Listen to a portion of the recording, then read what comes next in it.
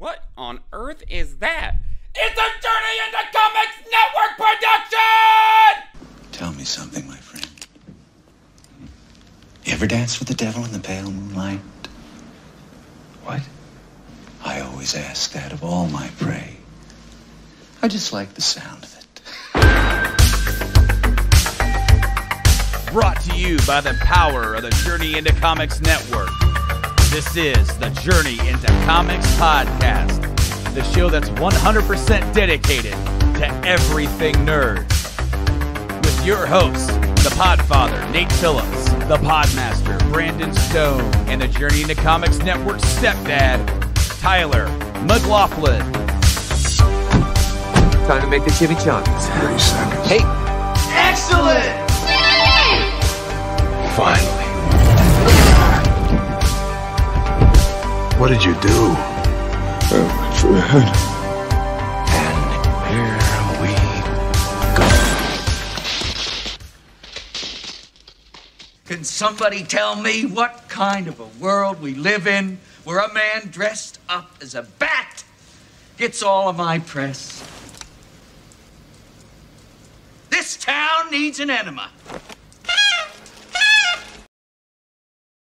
What's up, true believers? Welcome back to another episode of Journey into Comics. Today it is Journey into Comics 248. I am your host, the Podfather Nate. Today, joining me once again, you know him and love him as the Podmaster. Welcome back to the show, Brando. You know, since the last time we got together, I'm pretty sure it has, we've had a big game. Was there snow on the ground last time we got together? Was that just happening? I think it. Bro, I can't actually, either it had just happened or it was just about to happen. But maybe, yeah. That blizzard was a coming, and there were two blizzards that comed. Well, the second one wasn't as bad for us. They were like, it was slick, like it was icy, but no work was canceled. Even my kid's school wasn't canceled. There was like a lot of other schools around. There wasn't even a 2-hour delay to let the ice melt, which was very shocking because there's a lot of kids who walk to school, especially to my kid's school, and as well as like county roads were kind of crappy too.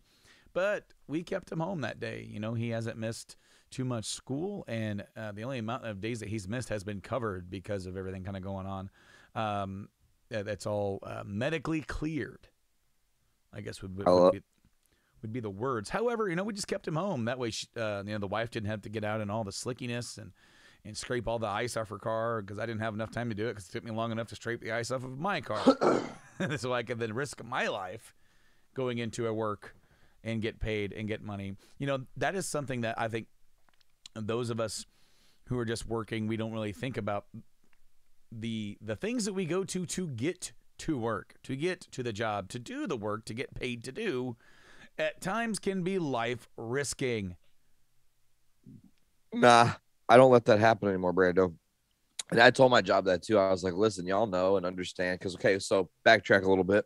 When I had the COVIDs, I don't know if I said that on the show, but that did happen over Christmas. I only caught COVIDs, and it was not fun. But in that time, I had a couple of my work colleagues come and deliver us some goods so we would survive COVID and not, you know, commit murder for being stuck in a house with each other.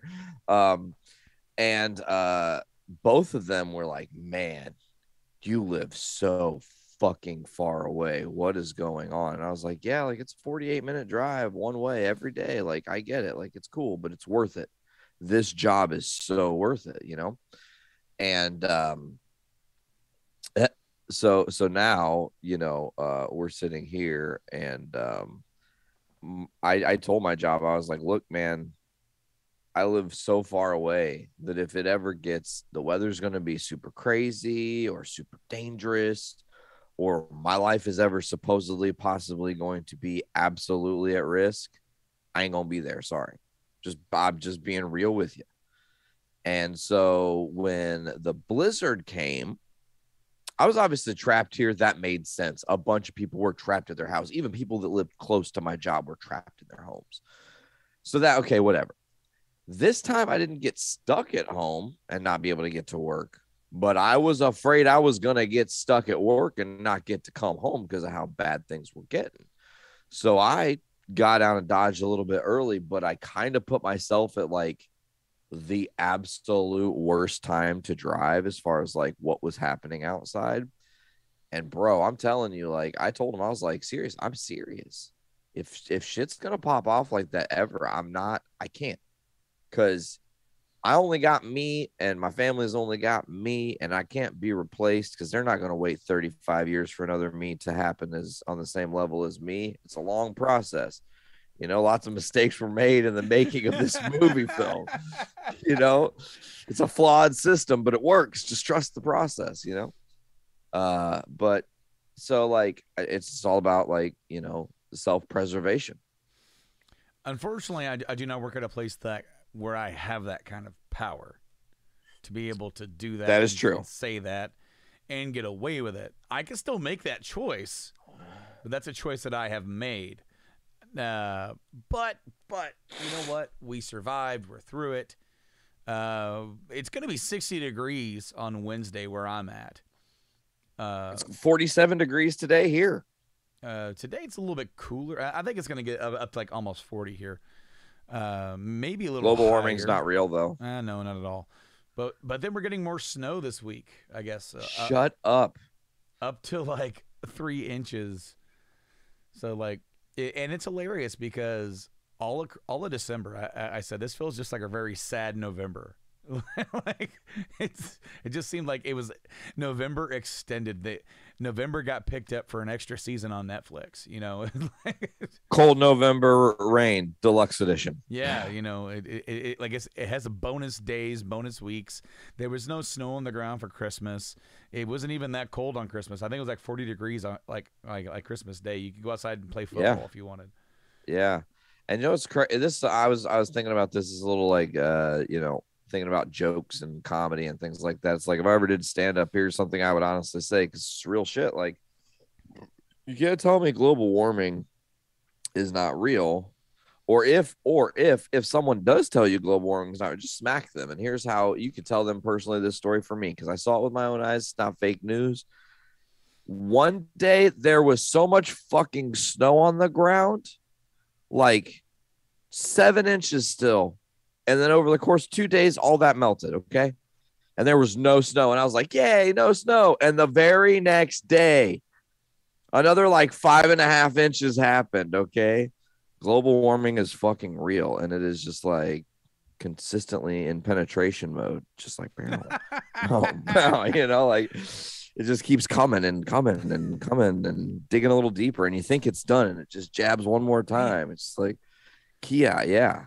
And fucking what are we supposed to do this year, Brando? How do we predict how long winter is going to be when Puxatawny Phil is dead?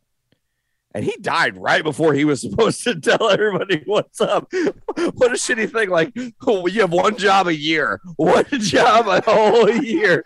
And the day before you go into your job, you croak. That would be some bullshit. Like, now everybody's like, well, the next one can't be Puxatawny Phil because, I mean, unless they do like a Groundhog's Day thing, that's a joke because, then just keeps repeating the cycle. But I digress. Anyways, Brando, let's get back to it. Yeah, so we survived Snowpocalypse 2022. I want to say like it was a few years ago, 2015. I think we had a pretty big one. A Snowpocalypse that we covered here on the show, and Captain Man and the Snowy Threesome. It's Captain Man, yeah. That's a throwback to the way back in the archives. If that's even still available on your podcast service, if not, click up the YouTubes. Go to the .com if you can, because it should possibly still be there. Yep, Nate did a really good job of archiving all that kind of stuff there, and you get to hear our young, inexperienced, and naive voices from 2015 we've done a lot of growing up since then. I mean, it has been a good 7 years since then. I'm not the same dude that I was before. The world is not the same dude it was before. Hell no. And we've had to, it's almost kind of like that this is going to be a bad joke. So this is something that I saw like last week. this news article videos, something happened like quite a few years ago, like 2009, where this like 10-year-old kid got charged with the murder of a soon-to-be stepmom and their like an unborn baby. Jesus. And like, wait, and there? No, the kid and the stepmom. His dad. Oh. And Okay, a soon-to-be stepmom.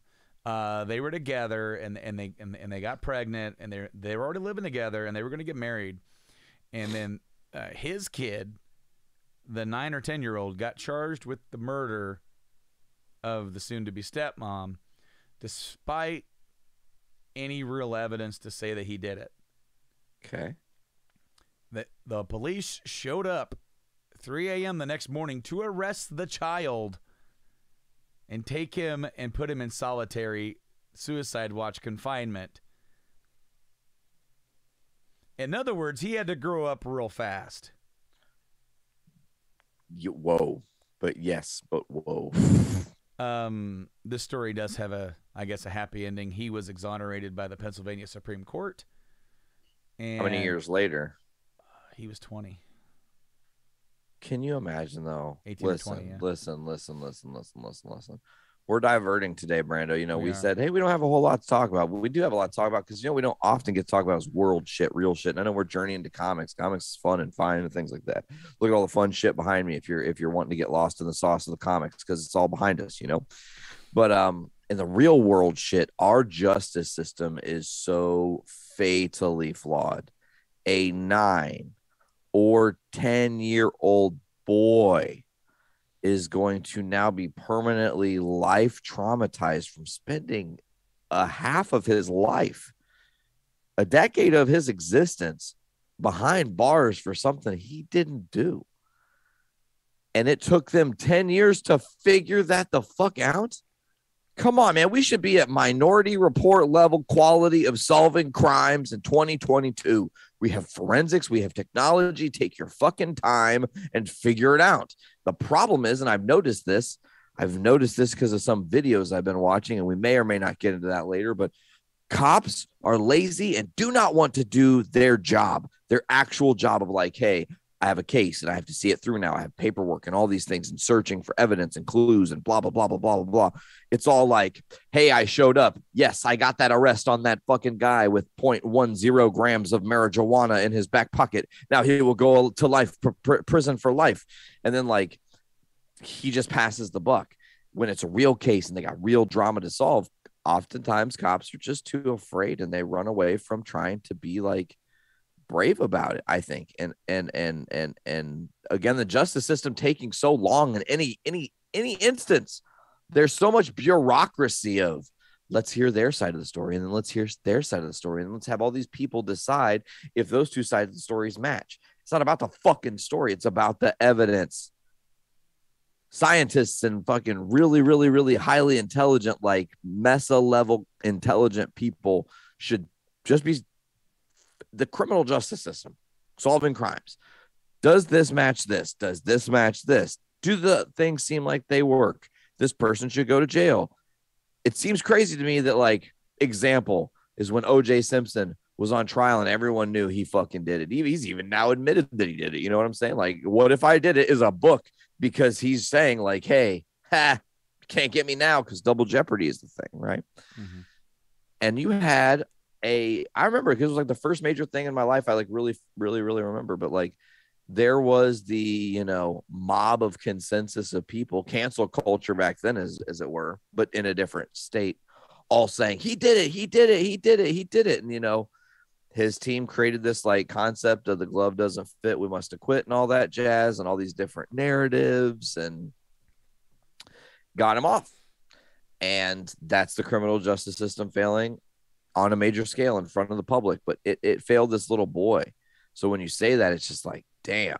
But then the dichotomy is where you are going with that. The beauty of growing up real fast sometimes and having to think on your feet and figure it out and evolve for survival purposes. Yeah. Like we tangented so hard just for me to say that in the last few years, we've had to kind of remove the wool from our eyes and see the world for what it is. And those of us who are in our 30s, maybe even a little older, who've kind of lived in a world of, yeah, it's crazy out there. Like, I saw something that said here recently, it's like, for China to be outdoing the United States economically is one thing, but for Canada to try to take our crazy crown, that's an act of war. How dare you? Yeah, what's going on up in I see there's like some brigade or blockade or there was some sort of Bridgerton or whatever the fuck it's called. Yeah, there was a protest about truckers having to get the COVID vaccine be a mandate, and it affected a lot of businesses, including the auto industry, because they cut off a major bridge and a large percentage of traffic going to and from Canada and the United States, as far as parts and steel and all this kind of stuff. So like a lot of there were some auto factories that shut down, or it disrupted production of certain models. I don't know if that's affected where I work, but we have been, the auto industry is suffering in general due to parts shortage in terms of technologically, also in terms of with the Omicron surge that we just had, keeping staffing for not just us, but our suppliers, because our suppliers had people. We think about it. If you own an auto company production plant, so let's just say take Toyota for example, they have quite a few, or a GM or Ford. And you have one or two factories, or one. Think about how many other factories that place keeps in business by needing those other factories to produce the things that they need to produce the thing. And that's a lot. Whether you're talking about metal, whether you're talking about paint, sealer, electronics, seats, transmissions, microchips. Yeah, some of that stuff is made in-house. A lot of it is farmed out. And windshields, tires. Think about all those things that then, if the tire factory or tire place, if they all of a sudden have a bad week or two, or a tire fire, we've seen one of those in our lifetime. Still see those memories crop up every single year. Yep. Because that was something to behold. But no, it happens, and we are recovering. It is slow. It's not going to get better overnight, and we have to try to make the best of it. And we've had to kind of grow up. We've had to face. Did you see the thing that I shared to the group chat about how I haven't validated this. I haven't actually done the research to see if it's really true, but scientists have created a way to harness our stress into energy. Interesting. It's like it shows like a bracelet, okay, and it's like kind of like how you have your Apple or Galaxy Watch, and it can detail your heart rate and tell your stress level. Well, somehow they found a way to be able to translate our stress level into energy, and I shared it to the group chat saying, guys, we've solved the world's energy crisis, because literally every single person of working age in the last couple of years at some point or another has had the world crumble down on them and face stress levels to the kind of levels we haven't had in a long, long time, especially Absolutely. within our lifetime, maybe even since our parents' lifetime. It's different. It hits different. There's been inflation. There's been wars. There's been all sorts of things. There's been 9/11. Nothing has ever hit the world economically quite like the pandemic has. And it's something that we are going to be talking about the recovery of for at least a couple of more years before we even start to feel normal.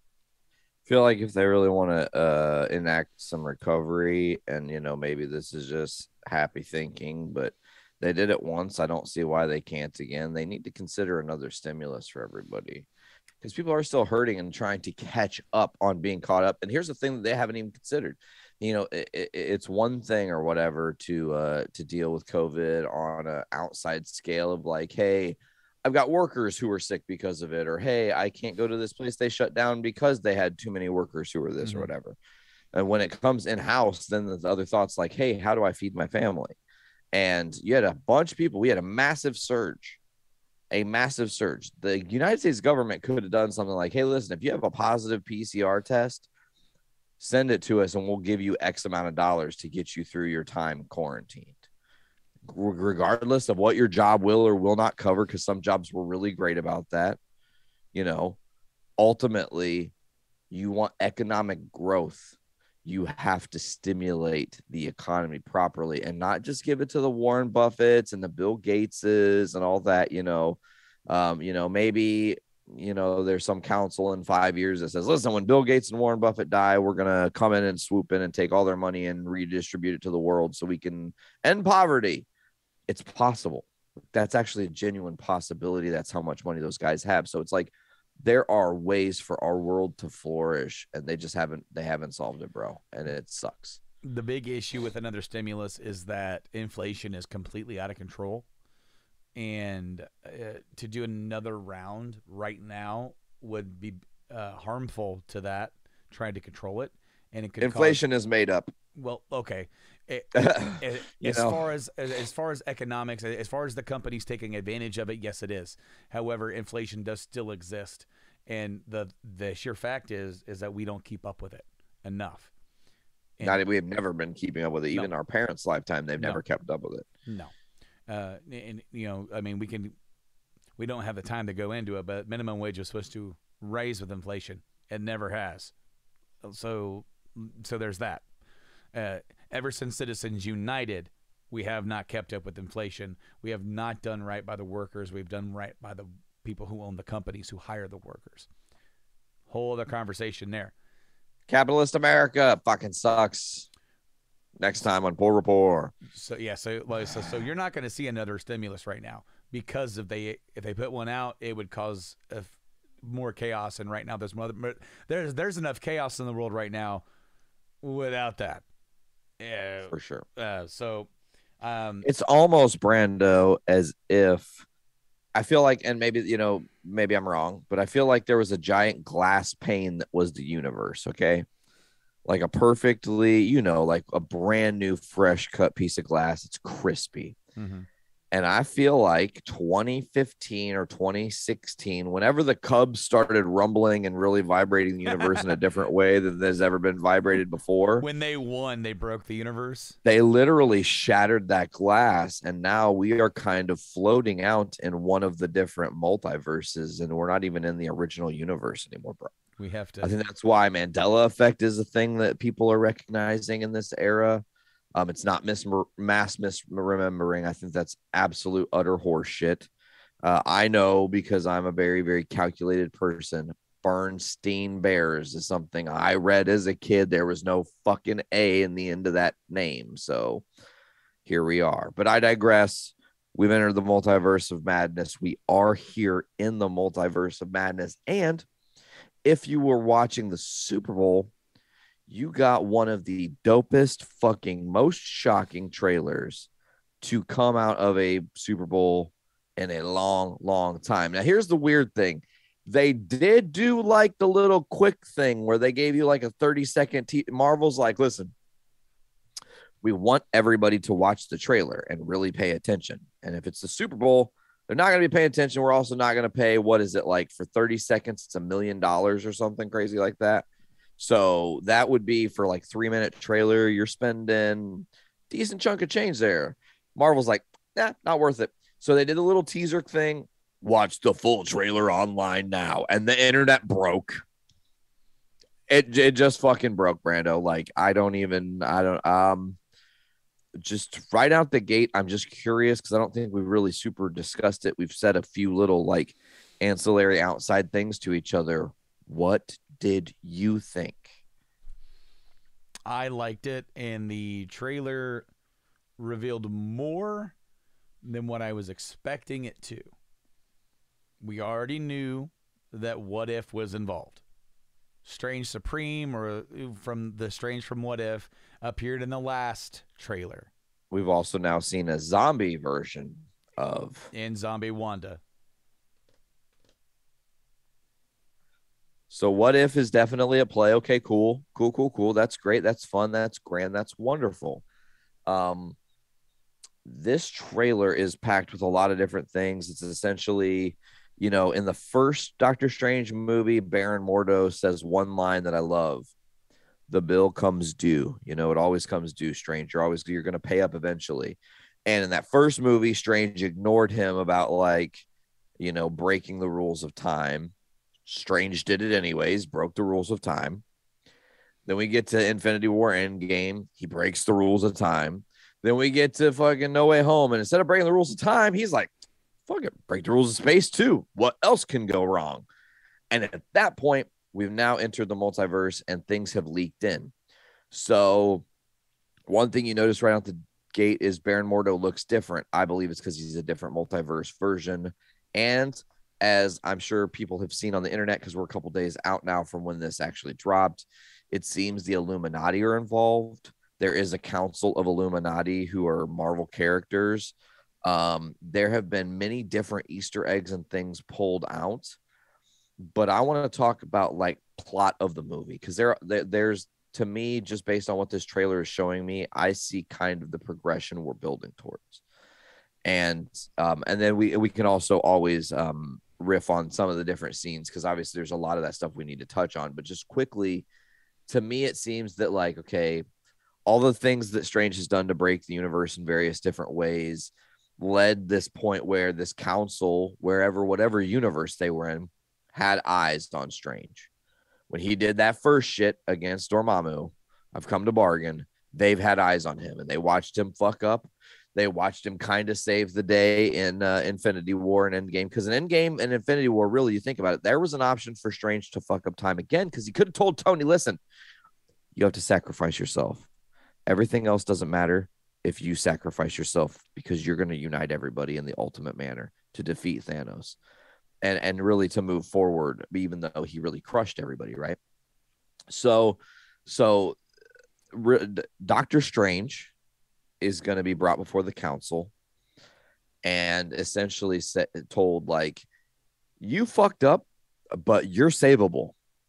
We have someone else who's way worse and dangerous and is bringing threats worse than whatever we thought you were going to do to this reality.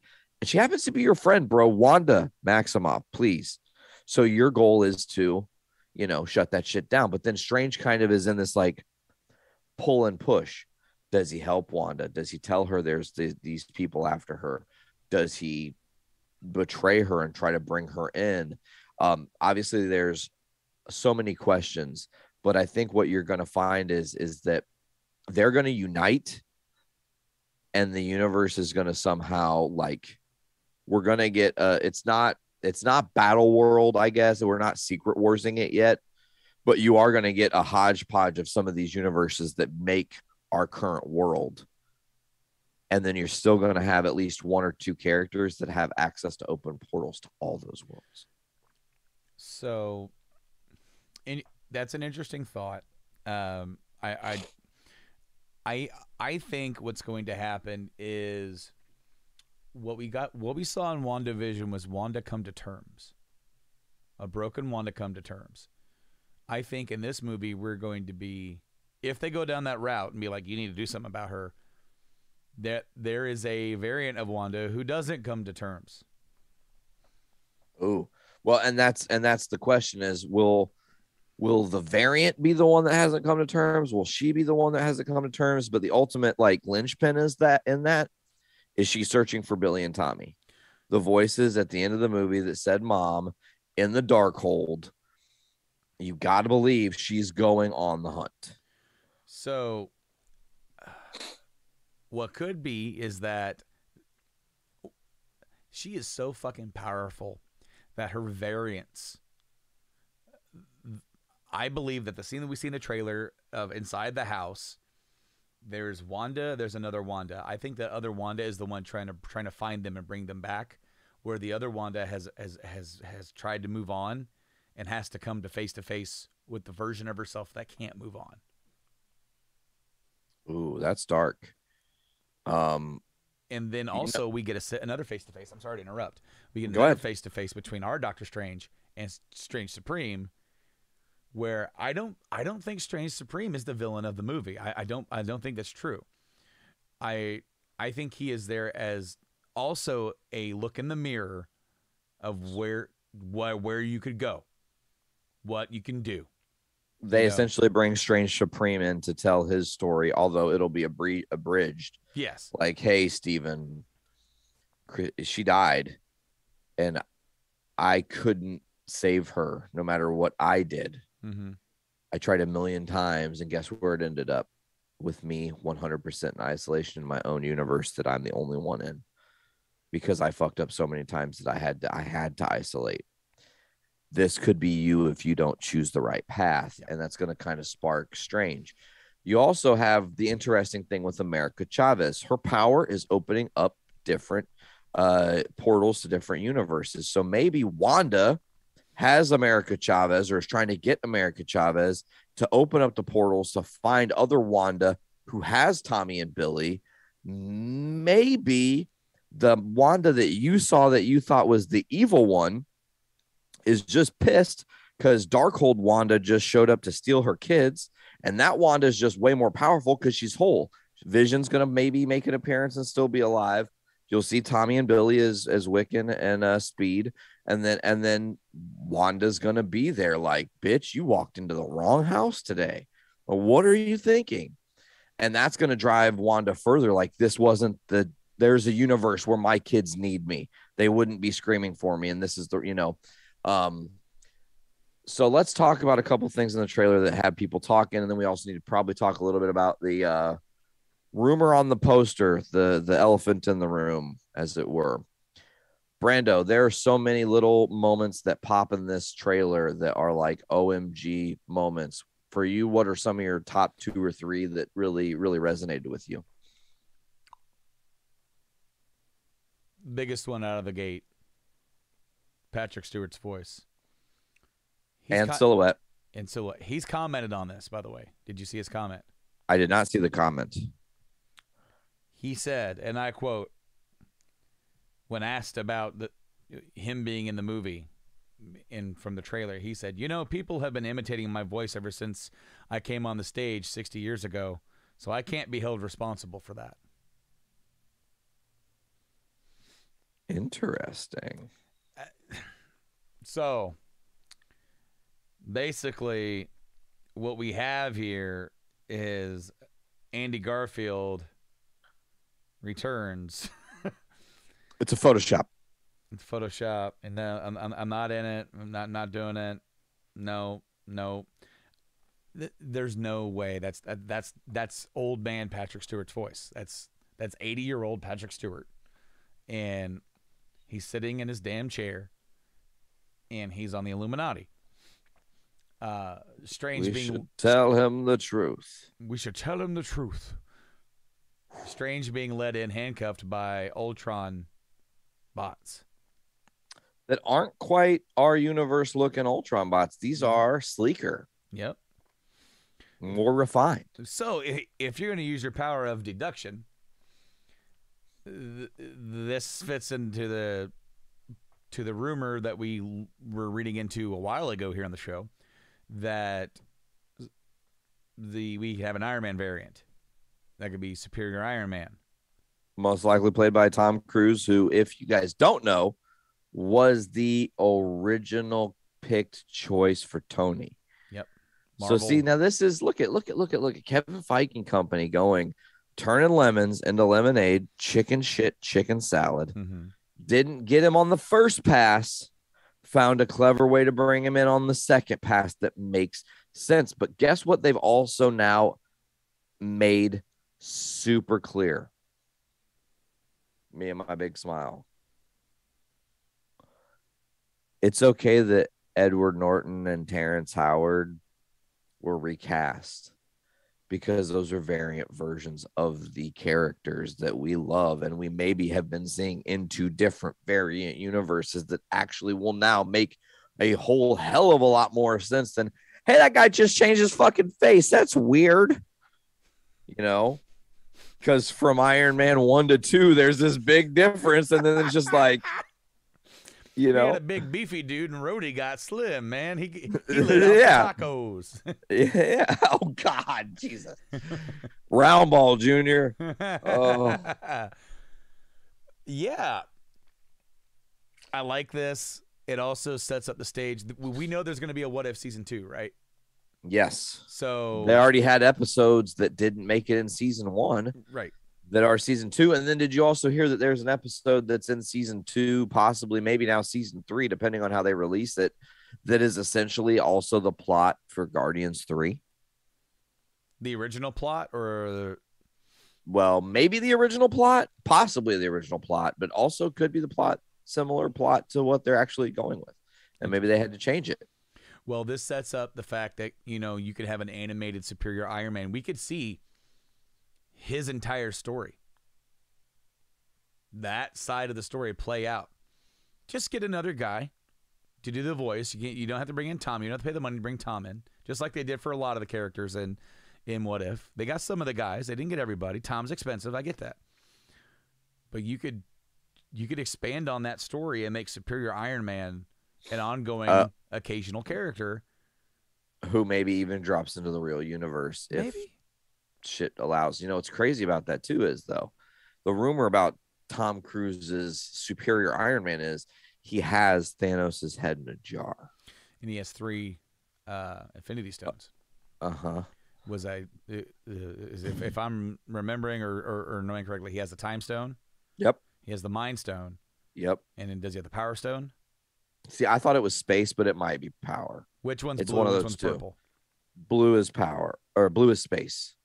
Purple is power. Okay, so maybe it's the Space Stone. Yeah. I think it'd be cooler if it was a Power Stone, so he could put your face in. But regardless, So you can punch your face in. okay, just regardless, this dude's powerful. He polices the entire world. See this. You see this is where Charles Barkley comes in. Man, that Tony Stark is crazy. You know, he got robots flying around the place.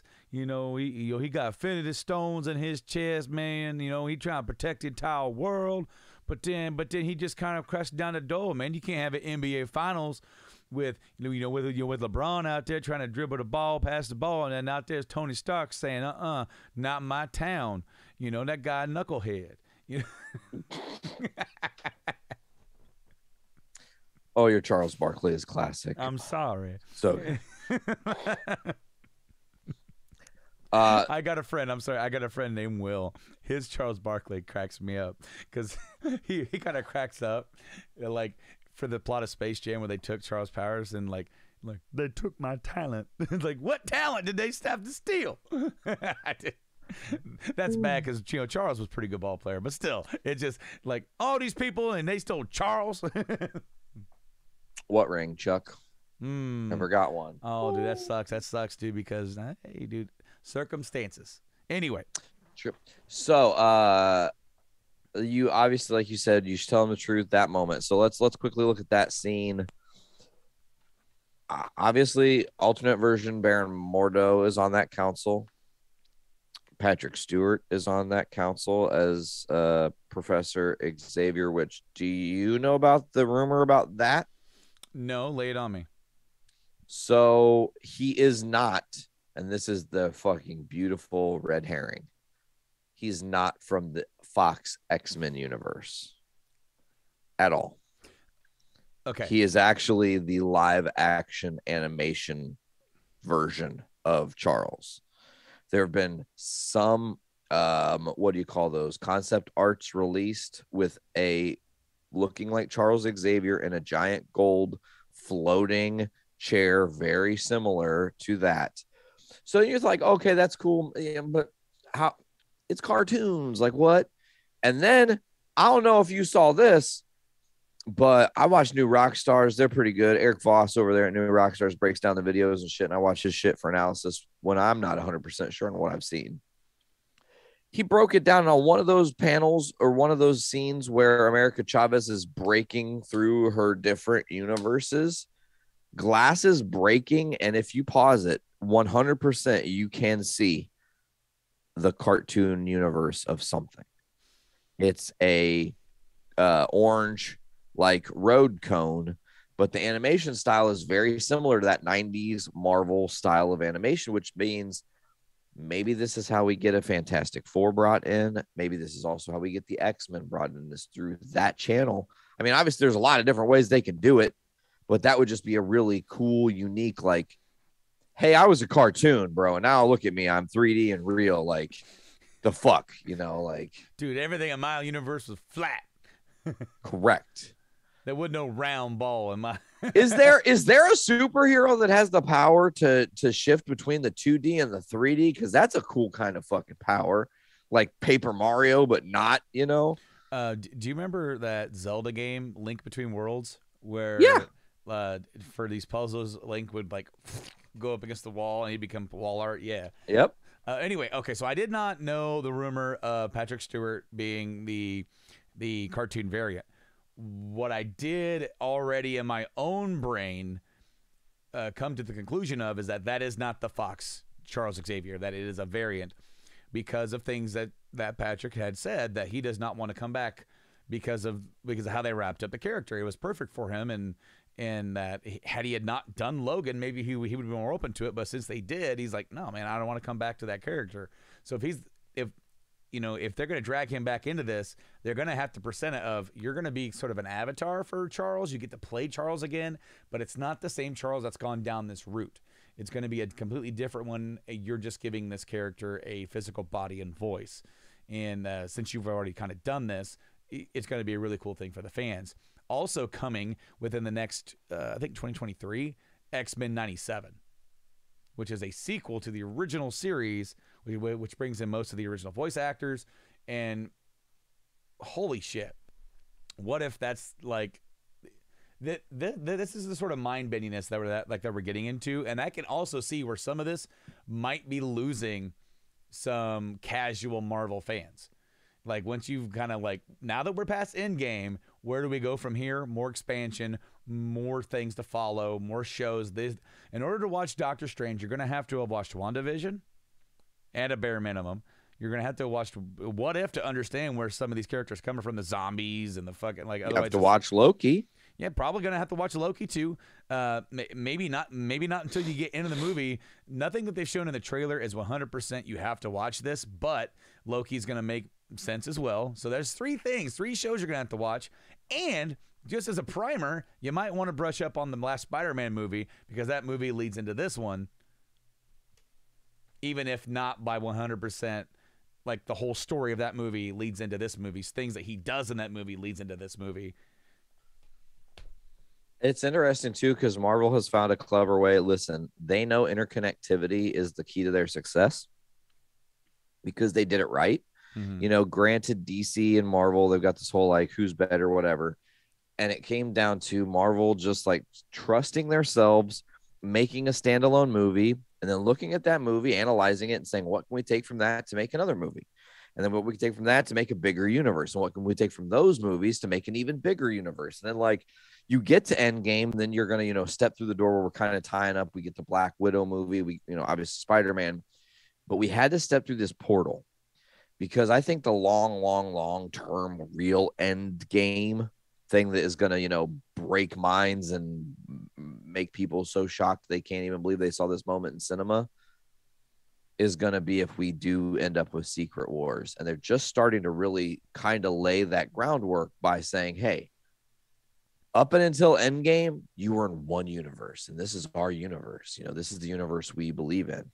But then once we stepped through that door of Spider-Man and everything started to change, the glass shattered, and now there's all these different little worlds you can visit and enjoy.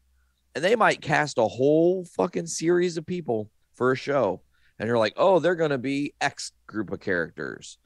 And then they are, but not from where you're expecting. It has nothing to do with the rest of the universe. It can be a totally standalone. And then down the road, when they come back to Battleworld and push everybody together to make this major, crazy, insane event that is, essentially winner takes all style going on, it's going to be incredible. Because you could, if time permits and they don't get too far down the road here, You know, if this happens within the next 10 years, you could have a Tom Cruise versus a Robert Downey Jr. Iron Man versus Iron Man on screen in a battle world. And it would blow people away. Like, especially if, like you said, they do the thing with What If and they tell the superior Iron Man story and really flesh that out and make people really invest in that character. Yep. They're gonna want more. Build it up, you know, and then long term payoff. X-Men 97, like you said, what if Multiverse of Madness, that 97 X-Men is Patrick Stewart. And that's how that universe continues on, is on the other side of the Multiverse of Madness. You know, it really is a shame because I'm a huge DC fan as far as the characters go. And, you know, we've watched and we've reviewed and we've talked about and discussed all these different movies that are going on over there. And I don't think that they've ever made anything that's been like, other than the debacle that was Justice League, anything that's offensive, you know, offensive to the, like, even Marvel's made a few things. It's like, you know what? That's not a really good flick. In retrospect, it's better than what I remember it. But in the moment, your Iron Man 2s and 3s and Thor Dark Worlds, they're not really that great. And even they're not, but they're important to the overall. They're just that deep story building. They're just building that character more than trying to have a really great cohesive story. And then you get lost in the fact that, like, and especially with Thor the Dark World, I don't know you could say it with Iron Man 2, because I do think Mickey Rourke's Whiplash villain character was somewhat interesting and had some cool, like, you know, ties to Tony and stuff, and they made it really work. But like, the Malekith or whatever elf, the dark elf leader, like, was not a great portrayal for a villain. I think they really undercut Christopher Eccleston's talent to be a villain. And it just really, the only thing now you can look back and go, well, you need Thor the Dark World so you can really understand what the fuck ends up happening there in Endgame when they go to save the day. You know, like that's kind of the way it is. But you know, I want to transition into something else in a minute, but I'm trying not to lose my spot. But you know, there's this poster news rumor. Have you at all? I haven't heard that. Before we get to that thing, there's one more thing from the trailer that caught my eye, and that is that Rambeau as Captain Marvel? Okay, so it's either Monica Rambeau as Captain Marvel or it's Superior Iron Man. Those are the only two things I can think of. The only thing is in one of those shots, if you pause it, it does look like there is a star on her chest. So it could, in fact, be really Photon would be, I think, how she would be designated officially. But yeah, maybe in that universe, she's also on the Illuminati. Could very well be. I mean, we're definitely getting the character next year anyway with the Marvels movies, or with the Marvels movie. That's hard. It's the Marvels movie. The Marvels movie that we're going to be getting, because by the end of this year, we're going to get the Ms. Marvel show, establish that character. We're going to have these characters all come together for that movie. So we're going to be getting it. So we might see her crop up here or whatever. But go ahead, carry on with the trailer. What's going on, or the poster? What's going on with the poster? So the brand new Doctor Strange poster dropped like the day after the trailer, and you haven't seen it at all or anything? You know anything about it? I don't remember. Okay, so it's Strange. Looks like he's walking through the sanctum, but the glass has shattered everywhere. And every fragment of glass, there's like little visual things, okay? One thing you can clear as day, unmistakably, there's no way to deny it, it's there, is Captain Carter's shield. You do see Captain Carter's shield in one of those little chunks of glass, right? But the bigger one is a really hard to spot, and no one's really 100% sure. And again, hey, this may be a really clever place to do this. There have been some really awkwardly timed rumors and stuff, and I don't know if I believe those.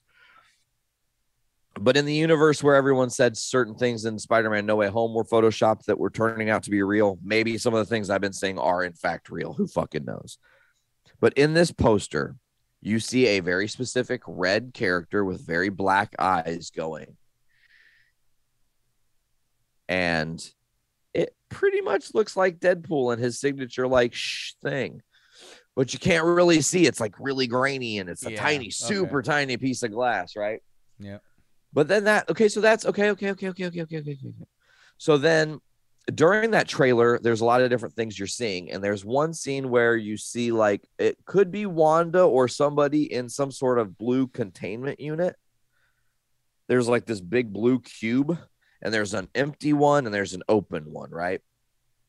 And I think the Illuminati are going through and capturing extraordinarily dangerous multiversal characters to keep from destroying the multiverse, because it is very fragile and it could just in one single moment be absolutely destroyed.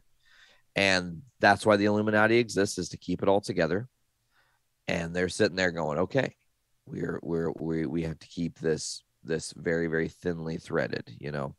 But that person's dangerous, so put them in a cage. That person from this universe, dangerous, put them in a cage. That guy might not be dangerous, but he's fucking crazy. And that leads to me saying, I have in fact seen a leaked picture of Deadpool in one of those variant cages. So will we get Ryan Reynolds? Will we have Deadpool? Will he be the crux of Fox coming into the universe? Because that'd be funny as shit, really. Of all the characters that they used, he's the one that remembers that universe and can remark upon it. Like, it would be great. Where I came from, there were 2 Professor X's, you know, like. Yeah. You know, I did remember that. And it's kind of hard to say how that's kind of boiled down, because there's a lot of stuff that they're kind of playing close, you know, to the vest. I compare it to the Spider-Man reveal. When they revealed Alfred Molina as Doc Ock, they gave us the one big reveal other than the pumpkin bomb. Those are the 2 like little slithers, maybe something else in there, Sandman. But like the Alfred face reveal was like, that's the one thing that he'd already leaked out that he had said. He had let it slip. So they just gave us the reveal we already knew. And so for a year now, we've been talking about Patrick Stewart. Is he in this? These rumors, the long-standing rumors. They didn't give us the face reveal. They gave us the voice, which is honestly the same thing. There's nothing more iconic in nerddom almost than Patrick Stewart's voice. Whether you're talking Charles Xavier, whether you're talking Jean-Luc Picard, like, he has a very distinct and powerful voice. And the fact that they did the silhouette with the voice, your brain goes, Patrick Stewart, holy shit, it's happening.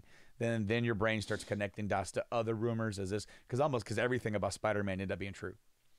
Everything. Yeah, actually, if you go back to one of our JIC Web of Rumor episode that we did, we talked a lot about like maybe Willem Dafoe, maybe this will happen, maybe this will happen. It's like, got a lot of that right, because all these rumors were true. I think even at that time we were talking about like, there's this picture on set of the 3 Spider-Men together. There's a picture on set of Matt Murdock at the table. Those things are true. They really happened. The best thing about that, though, about those rumors being true is that unlike other things that got spoiled for me, like the Rise of Skywalker, like the Game of Thrones finale, it didn't ruin the enjoyment of them as I watched it, because it didn't give you, it was enough for you to go, this is what you want. So here's a rumor of it, and here's a picture that could be real or fake. But it didn't spoil the entire story or the entire wave of events. Whereas when I saw rumors of Rise of Skywalker, it was this and that and this and that, and then the whole movie was that exact same thing. Or the finale of Game of Thrones of this and this and this, and it's like, oh shit, as it started playing, it was exactly that. So it's not even things that I want to happen versus not want to happen. It was like, these are the things I want to happen, and then I got to see the story play out, versus them saying this is what's going to happen, this is what things that could happen, and this is how it's going to play out. And I hope it's the exact same thing with Doctor Strange, because it's almost kind of like the same idea of you know, when they sold out the United Center based off of a rumor. Yep. It was a rumor, like this is AEW wrestling thing, but they sold out the United Center in Chicago based off the rumor that CM Punk had signed. and they booked the event, and they sold the place out, and they didn't confirm it. They didn't deny it. They just let it sit there. Now, if they had not signed CM Punk and completely just like, exactly, it would have been horrible. But the simple fact is, you would have gotten in front of it by saying, no, we didn't sign CM Punk. So it's like, remember when WCW was talking about they had a special guest that was going to show up on Nitro? It was going to be huge and change the game, and it was fucking Chucky. Well, at that time, WCW was grasping at straws. Hey, Brando. Leave it to a company like WCW to sign Bret Hart and have them be written out of that television in a manner of way of having that amount of heat, that amount of hype with something that was a storyline that became real, and then still didn't know what to fucking do with him. Lame. Hey, bro, Daenerys Palin real quick. Oh, wow. We have old school Daenerys Palin. So, I'm going to take the reins of the show here just for a momento. That is an awesome throne, by the way, that Nate's sitting on it to be the podfather. So before we switch gears here, there's something else that I saw. Speaking of on-set photos, we know that the Flash over on DC, the Flash movie is going to reset a lot of things, or at least change stuff up over there, much like how we're doing on the Marvel side.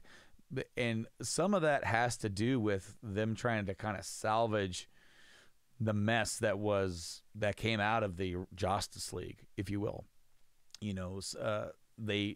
They're not really getting to use Henry Cavill. They're not going to be using Ben Affleck. Ben Affleck's coming back for the Flash, but he has already confirmed that movie's his last go. He's done. He wants out. No more. The Justice League experience ruined this for him, and those of us who like him as Batman are no longer getting him. And so we already know that Michael Keaton's coming back to play a version of Batman, Bruce Wayne, for the Flash movie, for the 89 verse. Now we know that continues because we got scenes or on-set pictures from the upcoming Batgirl movie that shows Michael Keaton and J.K. Simmons on set. So J.K. Simmons is the DCEU Gordon. Michael Keaton is effectively replacing the Ben Affleck character in this verse, or whatever this version of the verse that we're going to get. And some people are not very happy about it. Now, first things first, I will say, if Ben Affleck does not want to play this character anymore, you cannot hold a gun to his head and tell him to play the character. There's nothing that we can do to fix this enough if he does not want to do it, because the version of the character that we're going to get will not be as good as it could be, because he doesn't want to do it. And he doesn't want to do it for probably a lot of reasons. But a lot of it probably has to do with the train wreck that was making the Justice League movie. And he wants out. No more. This wasn't fun. I thought this would be the funnest thing in my entire life. I got to play Batman, and it was not fun. So therefore, as they're trying to move forward, he agreed to come in to play Batman in the Flash. I remember hearing about this. They asked him. He saw the script. He said, I have a few changes. They said, cool, let's make this movie. Obviously now, looking back, he made a change to be written out. Like, write me out, send me off. And if that's the case, we're getting Michael Keaton's return to be this new verse. Now, also, Henry Cavill's doing his own thing. He's over there doing The Witcher, which was really good. Season 1 and 2 have been amazing. He has said the door is open and the Superman cape's still in his closet. They have not said one way or another that he is out as Superman. But one thing they could be doing now, we're transitioning from what we know. Ben Affleck is out. Michael Keaton's in. We already know this. Ben Affleck has said himself, I'm out. What we don't know is how they're going to handle Superman. And they're bringing in Supergirl, not Supergirl's cousin from the show or from the cartoon. This Supergirl is the daughter of Clark and Lois from the future. This was a version of Supergirl that debuted in 2014. So that leads me to believe that after this Flash movie, Flashpoint, we are getting ourselves into a DC verse that replaces the old Batman and Superman with old man Batman Michael Keaton, and then obviously going to be mentoring a Batgirl and a Supergirl, daughter of Lois and Clark. And that is how we could be moving forward with other characters kind of stepping in the role. That doesn't mean that we could not see Henry Cavill show up again. We have to see the Flash movie to see what's going to happen with this, because this whole universe has kind of been in flux. You know, we got the Justice League. You know, we did get Aquaman. We got Wonder Woman 84. Then we got the Snyder Cut, which is not canon. And they even said this isn't canon. Why is it not canon? Because they've already committed and confirmed with the Flash movie, obviously changing everything. So we're going to be getting Black Adam, you know, and we're going to be getting the Flash. This whole DC stuff is going to be kind of turned over on its head, and it's going to be interesting to see where it lines up. But I think it's going to be challenging and difficult if they end up alienating people, because of people who really enjoyed the Snyder Cut are not getting any more of that. We're moving away from that. We're moving. Hi, Nate. Welcome back. Hey, hi. Are you okay? Revenge of the Hot Sauces. That sucks. That sucks. Yeah, I'm okay. So hey, you're talking about the end of the Snyderverse, huh? So what I talked about, and I'll catch you up briefly, is that there were on-set photos of Michael Keaton and J.K. Simmons on the set of Batgirl. Okay. Ben Affleck has already said, I'm out. This is my last appearance. I am out. Let's rewind a little bit. When they already said, hey, Ben Affleck's in the Flash movie, Michael Keaton's in the Flash movie, craziness ensues. They said, hey, we approached Ben Affleck, and you know he had a few changes to the script, but then he signed on. What were those changes? What has he come out and said personally? He's done. He wants out. Why does he want out? We can only assume that it was the craziness and the bullshit behind the making of the Justice League movie. He probably, now look, he's joked about the sad flex stuff and the reception of BVS. I think that this is Brando. I think that kind of got to him a little bit. I think he put his heart into making this movie, and people were shitting on it, and he's like, damn it.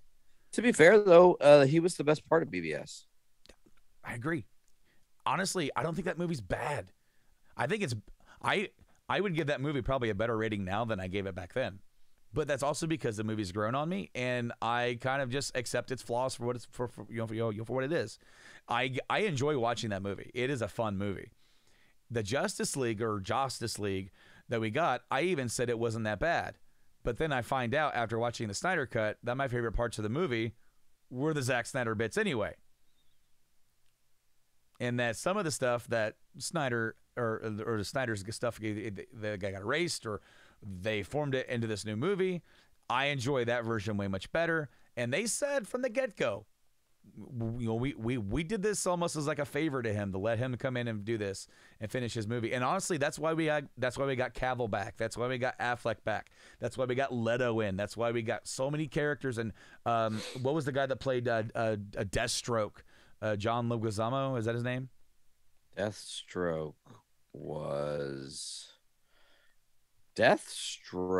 was played by Joe Manganiello. One of those JLs. Yeah. Joe Manganiello, Johnny the Bull Stromboli. Anyway, we got all these guys. We got all these people coming in to help out, to film some new stuff, to really say, hey, this is going to fill out the rest of the film here. It's going to be some cool shit. And people are like, this needs to be the new canon. And it could have been, but WB or Warner Brothers is like, no, we're going forward. Why are they going forward? Because they've already had to deal with this behind the scenes shit, and they have made waves to correct it. And their ways of correcting it was not this. And so whether or not that is them losing Henry Cavill as Superman indefinitely, I don't think that's the case. They have lost Ben Affleck indefinitely as Batman. That is the case. So they need to make waves to kind of replace that character or move forward in this kind of shared universe they're doing, because they've also got another Batman thing that's not even connected that's going to be happening independently. And so like they've already committed to that.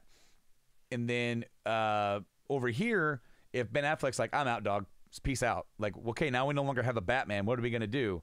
This Flash movie is going to fix this, and it's going to end up merging some shit, kind of like what they're doing in the Marvel thing, but maybe in a different way. And now you're going to have Michael Keaton come in to replace the Bruce Wayne Batman character, an older version who's going to be mentoring Batgirl. So we're kind of getting a on-screen old man Batman mentoring a new class, maybe a Batman Beyond type thing, but it's Batgirl. Okay, cool, different take. Not what people want probably, but this is what I'm okay with it. I want to see it. But what I said also about the Henry Cavill thing, he said Cape's still up in the closet and it's available whenever. But he's also committed to doing his own thing, for which he's killing it on The Witcher. And they've created a character, Supergirl, who is the daughter of Lois and Clark, not his cousin Supergirl. So I think going forward in this verse, we are going to see a Batman, old man Batman and Batgirl replacing the Bat character, the future Supergirl replacing the Super character. If they're going to do anything that's crossmatic, Young Justice League, essentially. Kind of, yeah. And then we're going to get some blend in with some, if they're going to keep Aquaman or Wonder Woman involved or Shazam or Black Adam, however that's going to work out. That doesn't mean that we couldn't see Henry Cavill show up at some point and have them find a way to write it in. It's interesting, though, because I will say this. You were talking about the death of the Snyderverse. I don't know if that's necessarily true because the Snyderverse just got merged into another universe. Do you know anything about this? Tell me. Let me set this up a little bit. Do you care about spoilers for shows that are out right? Okay.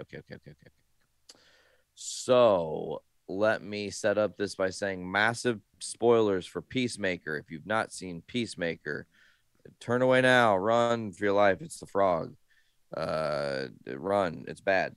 So Peacemaker is like awesome show. It's got this really deep storyline that there are these alien creatures called butterflies that essentially go into the mouths of humans and take over their bodies. They're essentially dead once they leave that body because they're like a parasite, and there's like a ton of these butterflies, and Amanda Waller essentially assembles a rogue side team that's not quite the Suicide Squad, that just has Peacemaker as the lead, and they go on trying to stop the butterflies or whatever. Well, there's this thing called the Cow.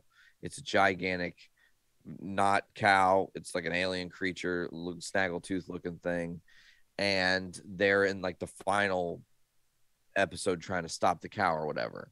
And as they're leaving the final battle, and it's all over, everything is done, okay, they're walking away, and all of a sudden the skies get dark, and who stands in front of them? The Justice League. And it's Ezra Miller, and it's Jason Momoa, and it's the silhouette of Gal Gadot, and it's the silhouette of Henry Cavill. But Momoa and Miller have on-screen lines talking face-to-face in their full Justice League gear, meaning they just merged the Snyderverse with the Gunverse in the DCEU. And they didn't do that for no reason, obviously, right? Here's the craziest part about the only reason I even said that, because I hate that I spoiled that, because that's like a big, crazy, shocking. Like when you I've already seen images alluding to the fact that we once again did not get a Henry Cavill on set, but they're alluding to it. And Henry Cavill even said a joke that said Netflix has exclusive rights to my face, and it was in the contract. I didn't catch it. My lawyers didn't catch it. And hey, 2 more years. So that's huge, right? But here's the bigger thing. Marvel filmed the Justice League stuff.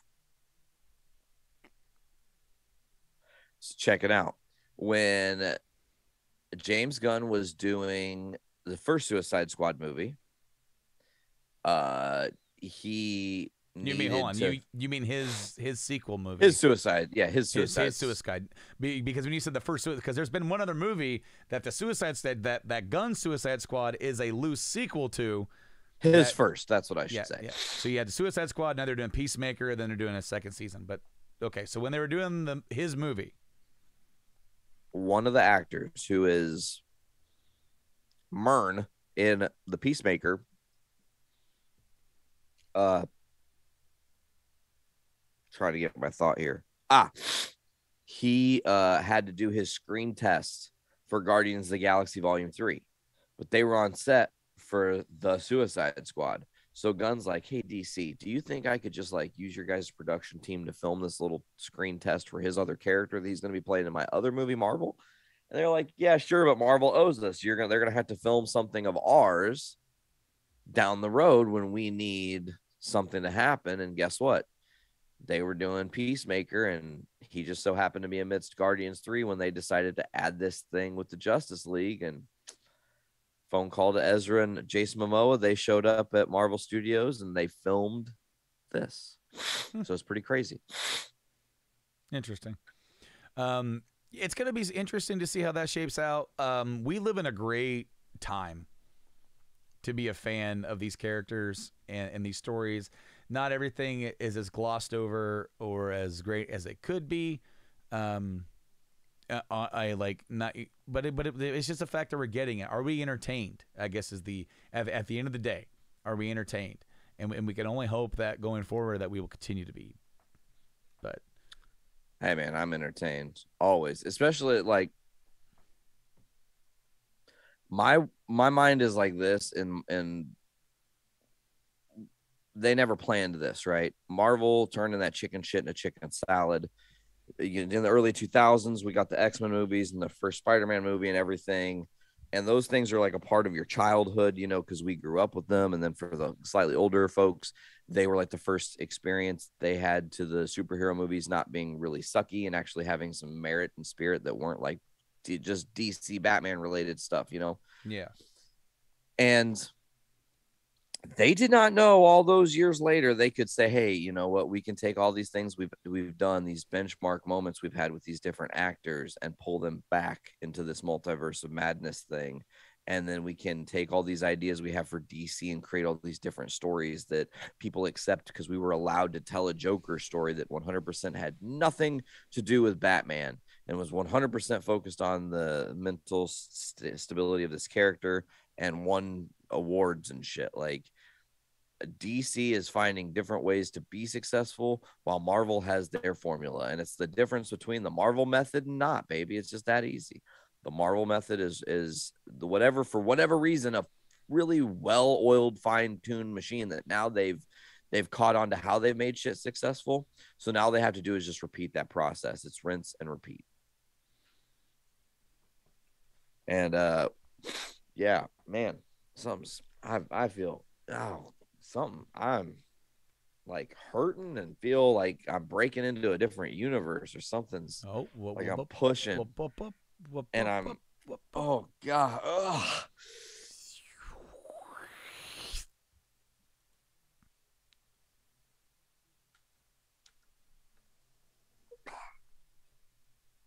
We're here. We're back.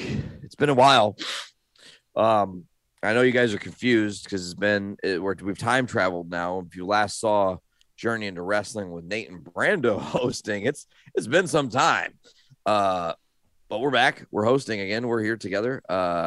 We haven't actually had a real Journey into Wrestling in even more time.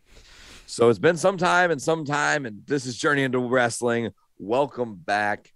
It's Nate. I'm here with Brando. We are going to be talking about a few things today. This is kind of an impromptu type thing. There's not really a lot that we planned for.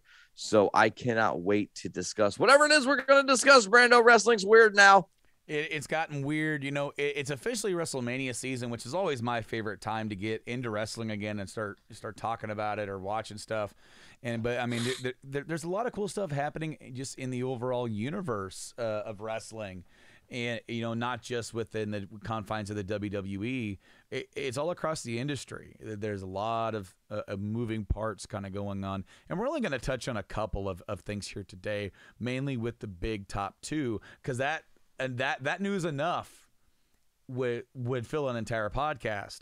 and for us to kind of cross over here to the universe. I'm glad to be back here on the old JI Dubs. I mean, this was sort of was it the third spinoff of Journey into Comics?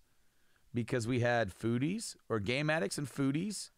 I think it was Game Addicts Wrestling and then Foodies. Oh, okay, well then it was the second spinoff because, I put a lot of heart and soul and thought into these into the first two spinoffs because those were ones involving me. The Game Addicts was just me and Mike, and then JIW was another podcast with you, and it was like, hey, that's why it's called JIW. That's why it was called Journey to Wrestling, because it was a literal name and host offshoot of its parent podcast. So it's good to be back here on this show, and of course I've loved what you and Buckles have done with it, and covered a lot more across the spectrum, even more than I ever could, because there's so much in wrestling that's awesome. There's also so much in wrestling that makes me roll my eyes. Anyways, different people, different strokes for different folks, guys. Wrestling, it has been that for its entirety of its existence. Sure. And I'm glad to be talking about it.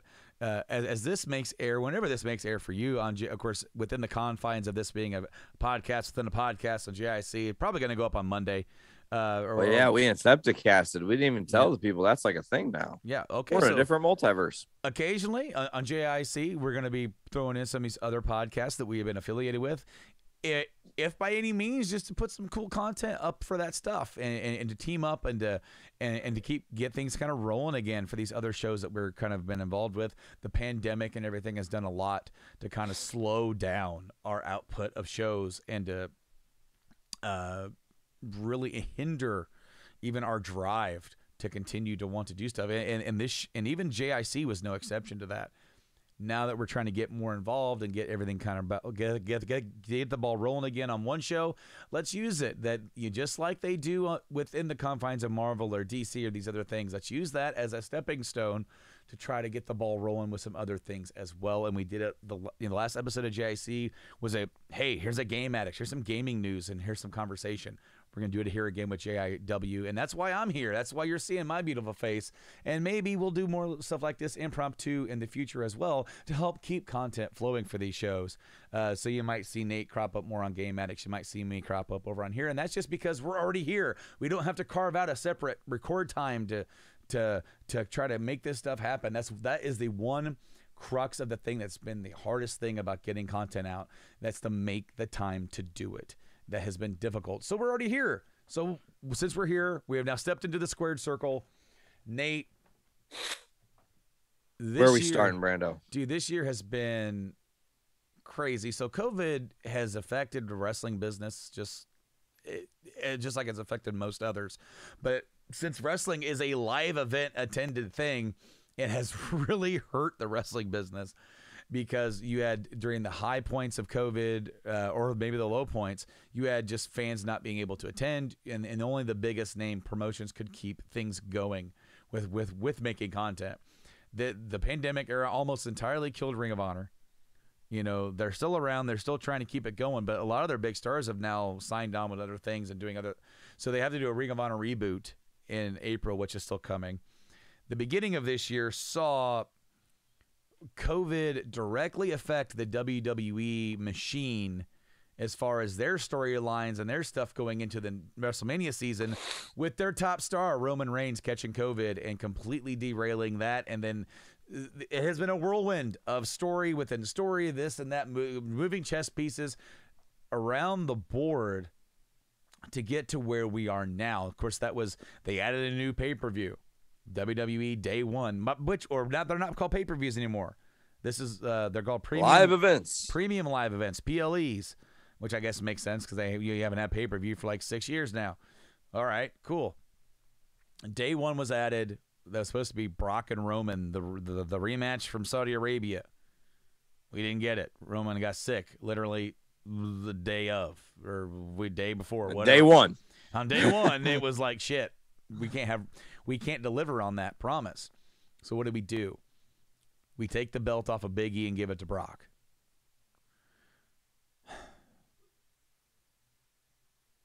Man, okay. When people have opinions, and about what they could, shoulda, wouldas, I always try to take a step back and think about what Brando would do. What would I do? If I was in this position, what would I do? It's hard to say. On that day, you have a pay-per-view or a premium live event, and you have Brock Lesnar flying into town without a match. What do you do at the end of it? And I can't honestly say that I don't arrive at the same conclusion. And I'll tell you why. You know, Brock Lesnar, despite the thought that he's kind of outwards welcome as far as like a star, he's the biggest name star the company has. He is a guy, when you book him on television or these events, people watch. They tune in. People grow tired of the act. He was a part-timer. He's been around more in the last 2 months, 3 months, 4 months, almost on the show every week. And that has been a refresher. But also, I liked when he would disappear, because it's like a weekly television stuff gets tired to me anyway. But think about this. He came back in 2012. 10 years since he's been back in the fold. Who's a bigger star than Brock Lesnar in the wrestling business? There's only one other guy. Punk. No. Punk to no. Think about the only other star that is as big as Roman Reigns or as big as Lesnar is Roman Reigns, and that's because of the sheer numbers of business they do. Well, Punk got heads turned, but they didn't stick around. They did not stick around. The last ratings for AEW was the lowest in company history. That doesn't mean that they're doing anything bad.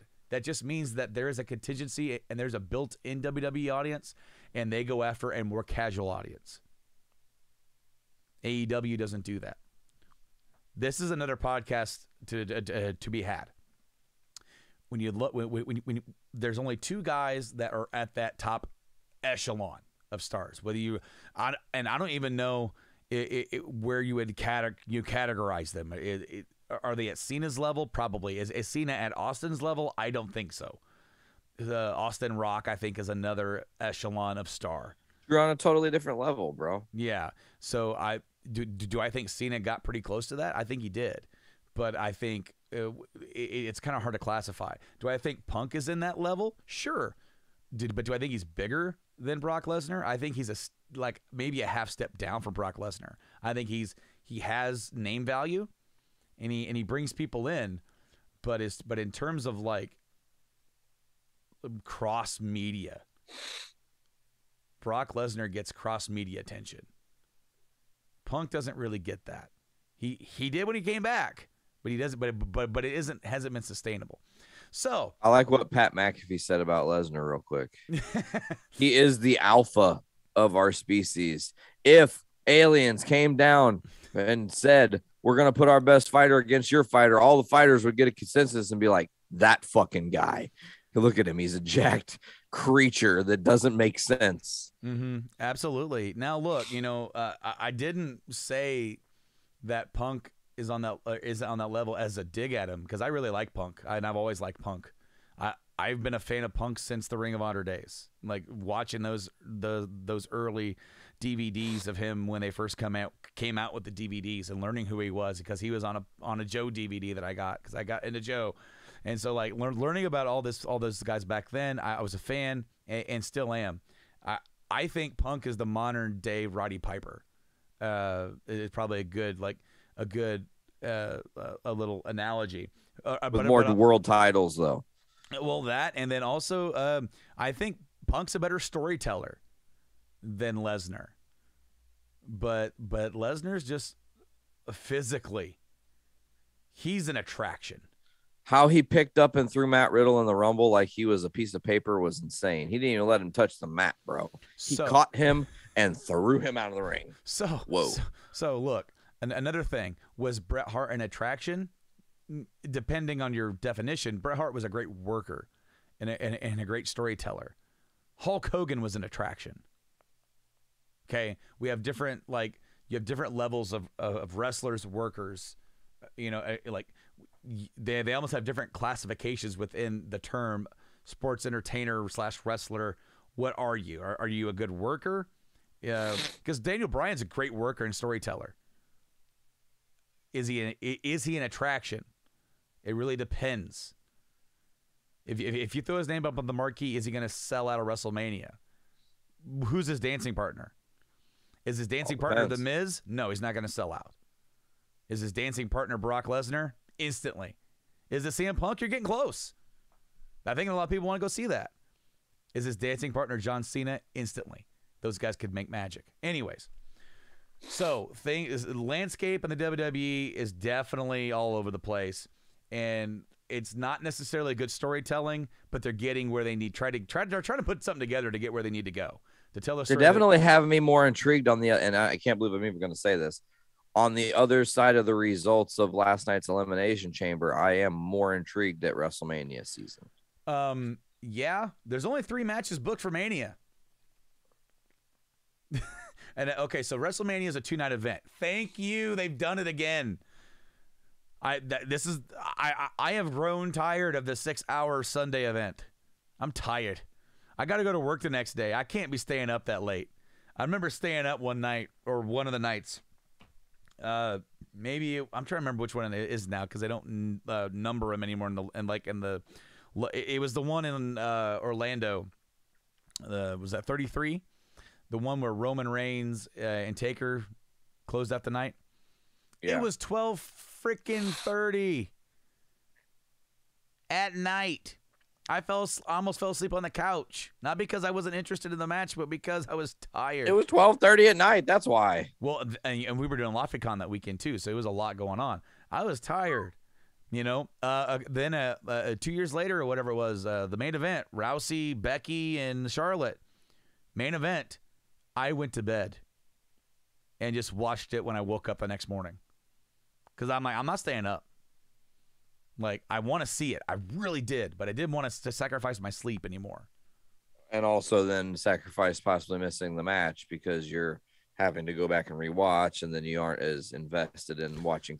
Because when you see something for the first time, there's nothing greater. Let's be real, especially when you see something live for the first time. There's nothing greater. So, and of course, wrestling is a very unique entertainment business in that that first reaction is the best reaction. You know. And okay, so now we're doing a 2-night event. So, Nate, yes, sir.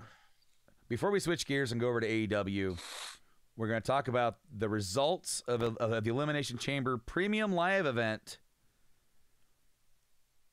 And Rey Mysterio with Dominic defeated The Miz. Dominic got ejected, and apparently Miz says, "I'm going to get a tag team partner and face them." So we're going to. Supposedly at Mania, we're going to get Miz mystery partner versus the Mysterios. The rumors is that is Logan Paul.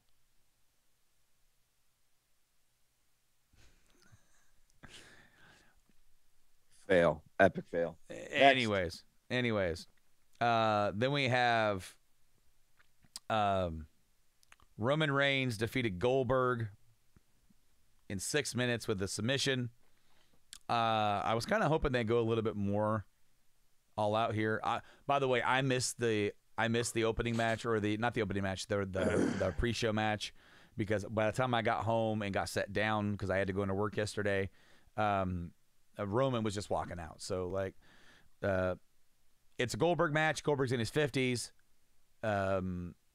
It was as good as it could be without them just spearing the hell out of each other and going crazy, which they still speared each other and hit each other with moves. It was okay, a little underwhelming, but it adds to the mythos of Roman Reigns. Can I just say, Roman's on fire. if there is like, if I said Brock Lesnar is the biggest star in professional wrestling, Roman Reigns is the best character, and he's on the run of his life. Absolutely. He is where he could have been years ago had they just did what they did and then when they did it. Exactly. And we're getting it now, and I think the company or Vince or whoever is realizing if we keep on this, we're adding him to the echelon of the greats. He doesn't. He's going to hit that level of The Rock where he's such a good heel, he's a face. Yes. That makes sense. He already kind of is. He already kind of is. But he still does his job and gets people to boo him too, which is good. And you're also basically making him beat every single freaking person that's out there, in hopes that you can eventually build somebody up to beat him and get a good rub. Because now so he's champion going into Mania. The next match, Bianca Belair won the Elimination Chamber match for the women's match, and she is going to be facing Becky. So that's that match. Ronda with her arm tied behind her. It wasn't even behind her back. It was like on her. It was said behind her back, but it was actually on her side. Ronda and Naomi defeated Charlotte and Sonya. Ronda had to wrestle with arm tied on her side. Drew McIntyre killed Madcap Moss. Killed him. He did. Just murdered him? He died? Did you not see the spot? No. Did you not see the spot? There was a spot. Let me find. Get spot monkeyed. It is a. Where is it? Where is you? I thought I had saved it, because I'm sure I did. Oh, here it is. I'm sending you the video. Okay. It's only 2 seconds, so not that long. He did a kind of a alley-oop type spot, and Madcap Moss landed on his noggin instead of his face. Oh, God. Damn, he spiked him into his brains. He did. He died. He has died. He has died. And so yeah, Drew McIntyre won that match. That was what we assume is the end of that feud. Maybe who knows? Maybe now we get Drew and Happy Corbin at Mania to kind of wrap up that little feud thing, which would be fine. Drew needs something to do, and he's not in any of the main events. So, but on this show many years ago, we nominated Baron Corbin 7 times for the worst wrestler of the year. And might I say, he has grown on me in spades simply because he's willing to do anything and be absolutely ridiculous and silly. He's not the same guy he was. He's improved immensely in the ring. And the dude genuinely entertains me now. His run last year of being the down on his luck after he lost his crown and he's sad homeless, Corbin. That was the funniest shit. He had the worst luck. I almost, and they did this thing where they had him win in Vegas. I almost wish they had done it. I wish they would have just kept it like where he's just still homeless. And he just shows up and he has never showered. I wish they would have kept it because he had his hair growing out. You could have it just be like never washed. It would be the funniest thing. Anyways, I'm a fan of Corbin now. You've won me over. Becky Lynch defeated Lita in a good match. 12 minutes and 15 seconds. It was a pretty good match from Lita. They did a good job of making you middle of the match going, are they actually going to put Lita over? They did not, but it was good. Good. Becky barely squeezed by with the win here. The Usos and Viking Raiders never happened. They flew them over to Saudi Arabia to get attacked in the middle of the aisleway. By who? The Viking Raiders got attacked by the Usos and the match never started. Yeah. It's just, that was like left me scratching my head. And then Brock Lesnar won the Elimination Chamber match, where Lashley was pulled from the match and never even got in it. So word is in the sheets that Lashley suffered a shoulder injury at the Rumble and has to have surgery. He's going to be out for 4 months. So they knew this, which is why he hasn't wrestled and hasn't defended. And they did this as a means to write him out. A lot of people were like, oh, bullshit, there needs to be a real finish. But okay. If Lashley's hurt This is a way to ride him out and keep him strong, I guess, without having him take the L here. And you could still book another big match with him later on and have him be like, I never lost my title, yabble yabble.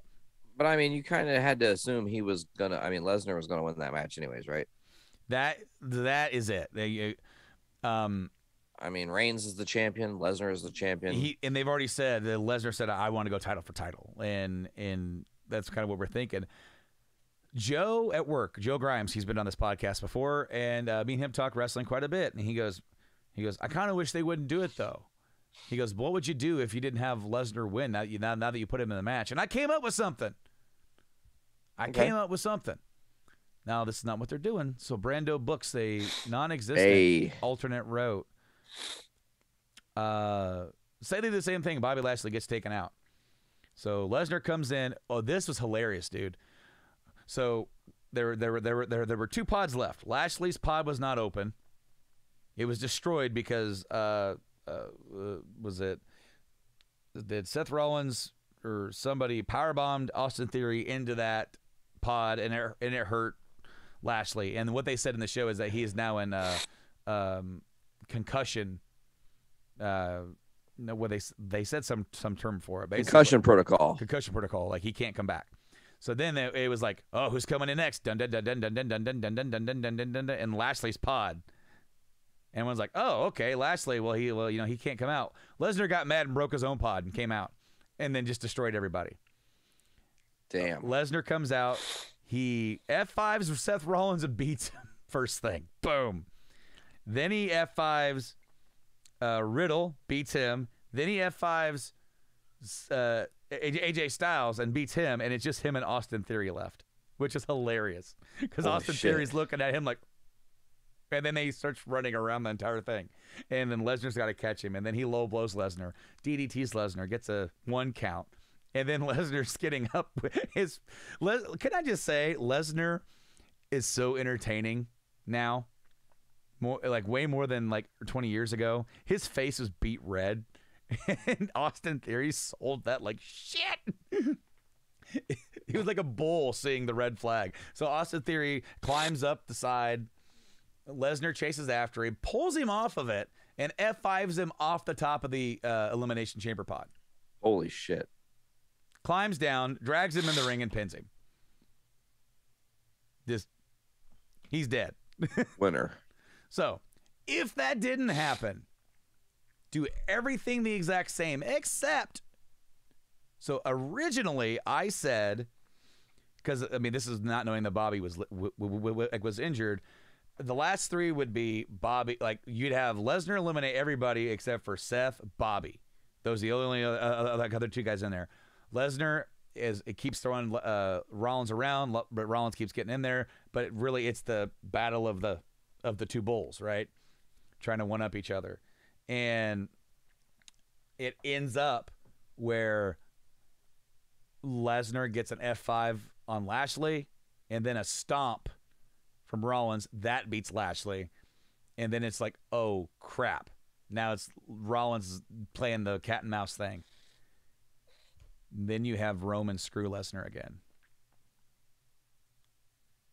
Where then it's like all of a sudden, say that pod's broken. Through the broken pod or through the door, in comes Roman spear, boom. Superman punch, boom. And fist bumps Seth. Well, and then Seth is just staring at him, and then he just looks at him and gives him a little, just even a nod, and then he stomps him, and then Seth wins, and then you could go into the WrestleMania with Seth as champ. Anyway, that's not happening. We getting Lesnar and Reigns. That's the main event. Will they unify the titles to have 1 title? No. I think they will have Reigns win the title to slay the Beast and the Ghost from his past, which he didn't beat. This is the 3rd time we're getting this match in the main event of WrestleMania. This has only ever happened 1 other time.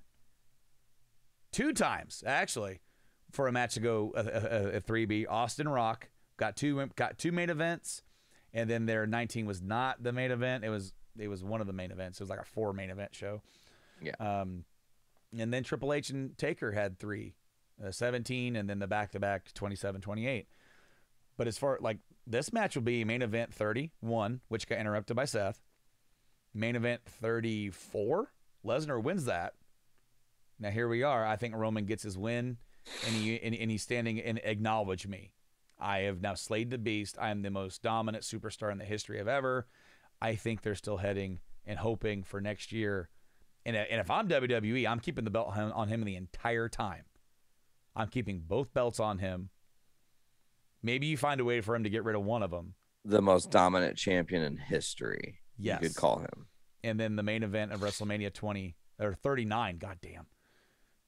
Him and Rock in Hollywood. Number one, you're getting the Rock's name, massive buy rate or attendance and views. And also, the Rock's XFL is launching. Him coming in gets a, hey, come watch my XFL and all that kind of stuff. And then you have Roman beat him. Ooh. Yeah. Yeah. Like what do you that's the only other thing that's the only thing that I can think of. If you do anything other than that, you kind of shit the bed with Roman. And then what I would do with Roman, okay, so I'm gonna fantasy book out. Roman has beat The Rock at 39 with both titles. I'm off of your booking, okay? Okay. Next night on Raw, he shows up, both belts, suit and tie, walks in the middle of the ring and says, most of your heroes walk out here, got the title, they start crying, they're sad, they got to give it up. Their run cut short because of injuries, but not me. My run is unending, and I'm putting a stop to it because I got nothing else to prove. And he retires, leave the belts open, then you can start to build somebody new. Mm-hmm. And he never really lost them. He gave it up himself. You give him some time to rest because he's had this very massive run where he really did carry the weight of the company for 2 years.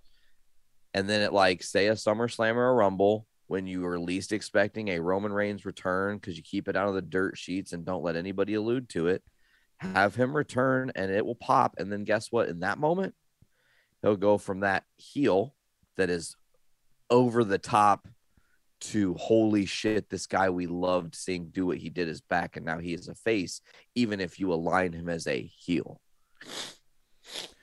Right. I mean, it just if you end it, you can build somebody up to end it. You can do that route, even before you get to The Rock, if you need to, okay? Because I still feel like if I were going to do it, I would try to rebuild Big E for that. But it seems like they're done with Big E, and that's a big shame. No pun intended. But seriously, it really seems like they decided to ixnay on the experiment with him and kind of lump him back in. And it's like I kind of feel like he was just trying to get started. He never really had a good run, and it just kind of sucks. So I feel like he can be salvaged. But then again, if there were going to be a guy, if they're going to try and groom a guy to beat Roman, who's it going to be? It's not going to be Tommaso Ciampa. Not going to be a 38-year-old dude. It's going to be like Big Papa Slump. I'm kidding. I'm kidding. I don't hate Braun Breaker. I think he's a talented young kid. They obviously see a lot of money in him. He's got a great look. He's got he almost has his uncle's mouth as far as he definitely has better promo skills than Rick. By about 69%. But when you're a genetic freak like him, it doubles it to 138%. And that means he has a 99% chance of being 4%. I don't know. Mania 38 comes to us from Texas. We got the first Hall of Fame induction for The Undertaker. You're in Texas. He's Do you think he needs to be wrestling for like 20 more years before they should actually induct him? Dude, they inducted Edge after 1 year being retired. Yeah, it was a joke. They inducted Eddie a few months after his death. I mean, he could be the only inductee that for this year, and it would be okay. I know they're going to try and get a couple other guys, and of course they made the courtship to Jeff Hardy, I guess, with that story. Yeah, What happened? You rubbed that cow the wrong way, baby. Dude, they overreacted with that whole shit, and that's a real shame because even for a second I was like, oh shit, he fucked up again. you know. As it turns out, I guess he didn't. And then my favorite thing about that whole thing is that Matt mirrored that on Dynamite recently. Did you see that? Mm-hmm. So yeah.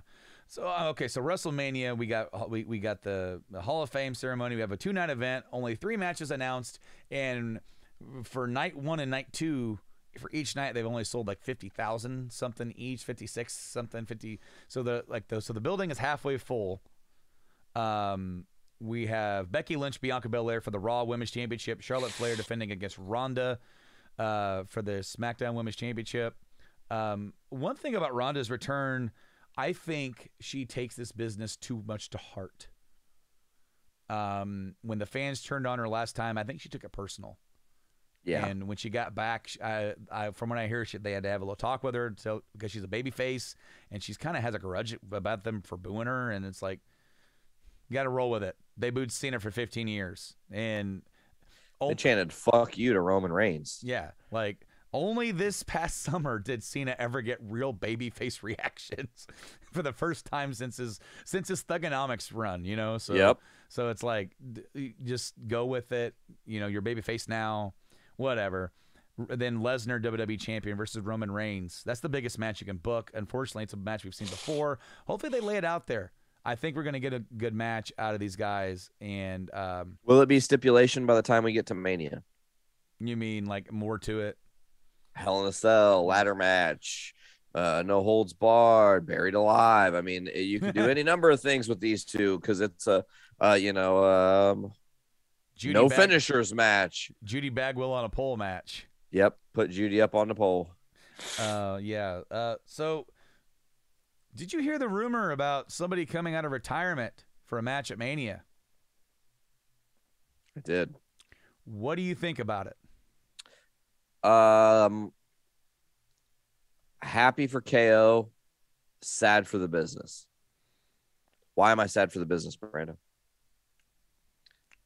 9 years ago, we could have had Punk Austin, and it would have sold more tickets, no offense, than more aged Steve Austin with Kevin Owens. You know, my thing is, I don't think it's going to be a match.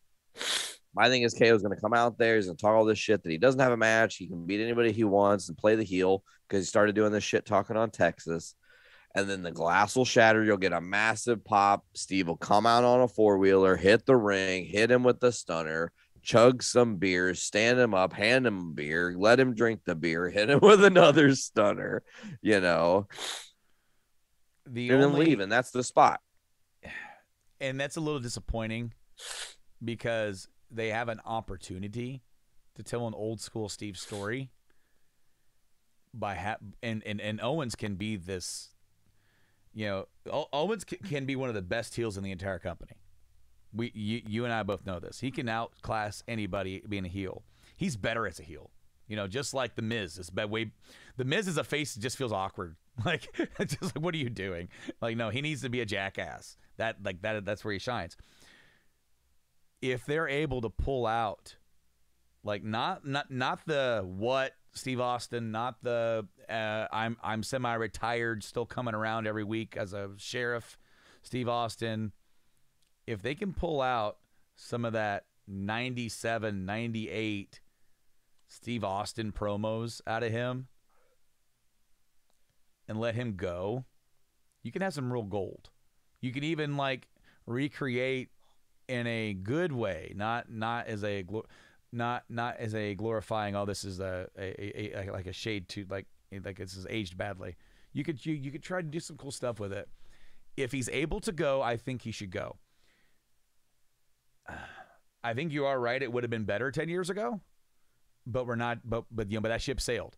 You know, it's the same reason. You know, and then depending on the Punk you have, because the Punk in 2011 would have cared. The Punk in 2013, even wrestling Steve Austin wouldn't have cared because he didn't care about wrestling The Undertaker. When you have a dude who is disenfranchised, he's not going to care, and he's not going to bring what he needs to bring. And then it's unfortunate because Punk is so good when he's in it. Obviously, the stuff he's been doing with MJF is clear indication of that. When he's invested and when he's in it, it's fucking gold. His entire program with MJF has been gold. That is the one thing on a constant basis that AEW has been producing that has been great. You know, AEW has I have some issues with AEW as a product because it's somewhat inconsistent. There's some great stuff, and then there's stuff like, why is this getting television time? It varies. Yeah, you mean like why did they do the big hoopla of having Brandy come out and face Dan Lambert only for them to then a week later leave the company? I think they're really gone. I don't. Couple factors that lead me to believe that they're not. Okay, go ahead. Couple very, very strong factors. First of all, you have had almost this entire year the fans against Cody. Okay. Full stop. Right out the gate, for whatever reason, I don't know if it was the neck tattoo or whatever it was, they're like, man, fuck this guy. So they're on that train, okay? And they decided that's where they're going. And then Cody said, no, but I'm a good guy. And he kind of played the Outlander character from The Boys where he's supposed to be a good guy, but really everyone's like, this guy's a fucking asshole. He's not a good guy at all. And Cody has bought in and sold and played in on that. And people want him to turn heel. And he's even like came straight up and said, I'm not gonna or whatever, but it's all in the interest of him being the best heel. What makes him the best heel? What gets the fans to believe Cody Rhodes is for him to sell them on shit. If Cody was going to the WWE for some sort of Mania match, his ass would have been in Saudi Arabia yesterday. You would have seen him somehow, some way. That last spot in the pod would have fucking been Cody Rhodes showing up to shock the fucking world. I think this is what Cody's doing. Cody made it very well known that he, as Cody Rhodes, would never challenge again for that AEW title. He really put himself in a really tight little corner, okay? Mm-hmm. And he's gotten to the point where he can use Cody Rhodes, the name Cody Rhodes, on TV, and that's like a legacy thing, and it's beautiful and great, right? But who could challenge for the AEW title that on a technicality would make him a brilliant heel? Because again, playing on the it's all in semantics. Cody Reynolds. And I think that Cody did leave AEW, and I think Brandy did, quote unquote, leave AEW. I think they're just taking a little bit of time. They're going to spend a little time with the daughter, give her like 6 months of more parenting, togetherness, and all that. Let Cody really, really, really focus on that. And then I think he is going to come back with a vengeance, because there is no way. Listen to me.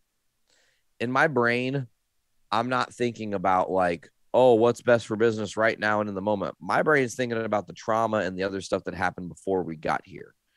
And Cody hating WWE and what they did to him, hating the whole Stardust thing. Mm-hmm. You know, obviously Vince has no use for Triple H now, so you're not going to tell the Cody Triple H story. That's not happening. So, you know, Cody broke the throne. You remember? Mm-hmm. You remember the throne break? That was a big thing. That was a huge moment in wrestling. No one man, no company owns pro wrestling. We own pro wrestling. Cody said it. He's not going to turn his fucking tail and go right back to Vince. It's not going to happen. Everyone is expecting that to happen because Cody's playing the dirt sheets. Do you know who did this masterfully? Do you know who did this almost better than what I think Cody might do it? Matt fucking Hardy in the Edge storyline. Matt's going to TNA. He's going to leave and go to TNA because he can't be around Lita. He's going to TNA. He's not been on WWE TV in weeks. Boom. He shows up and attacks Edge, and everyone fucking marks out because he was a done deal leaving the company. But he didn't. He played released. The game. He was released, and then after the bite this thing where he called in, and that was not planned. And then they had to have a big sit down talk with Adam, Edge, and Matt, and just like everything was, hey, you know, like let's do some business, because obviously Matt didn't benefit from it in the end. At the time, no. I mean, he never ever benefited from that story. That's true. That story never benefited him. It benefited Edge because it built him up. Because what did he do just 4 months later? He was champion. Become the champ. He Yep. was champion. Now, bringing him back, Vince saw that as a way to help build Edge, and then he has his foil, like, you know, Matt's the foil, and you know it's one thing, it's one way or another. Could they be working the dirt sheets with Cody? Yes. I don't think so. I think what happened was money, and that's it. That's it. That doesn't mean that Cody could never come back and do something. In fact, I think he would be a better heel if he went and spent 2 years in WWE being on their television, mixing it up with these guys. And then he comes back and says, I'm bigger than this company. I also could see Cody leaving for a time, right? Leaving AEW.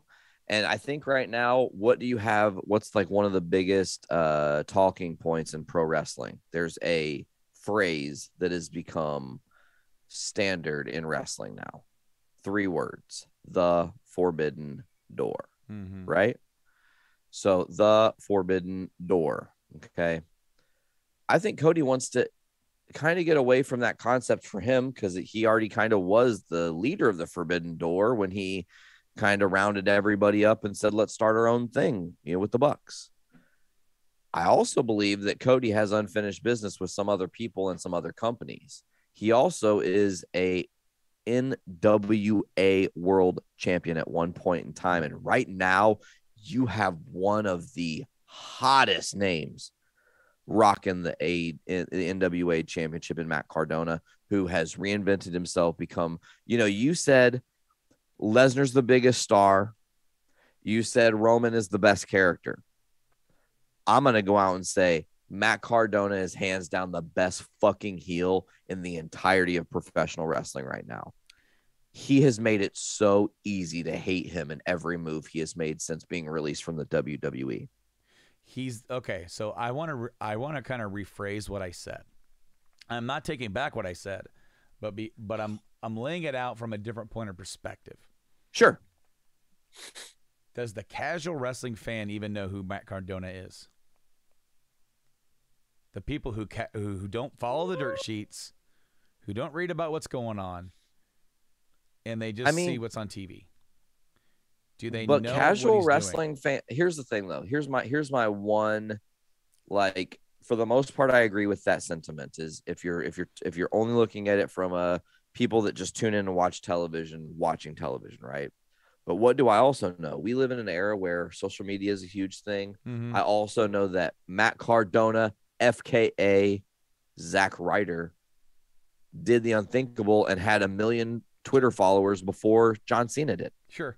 I mean, okay. And he has found a way to build his following to be beyond just the casual viewer. So I think there are people that probably, regardless of where, now it's easier to follow a wrestler when he gets released, right? Think about it. When we were kids 15 years ago, if The Rock got laid off from WWE, we wouldn't have necessarily known if he was wrestling in New Japan at that time, because it wasn't the same. Yeah. Now you have the affordability to follow these stars. And I think that Matt's just one of those few guys that no matter what he does or where he goes, man, eyes are on him.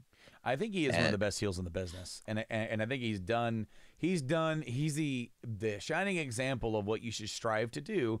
And almost he's doing it in his own way.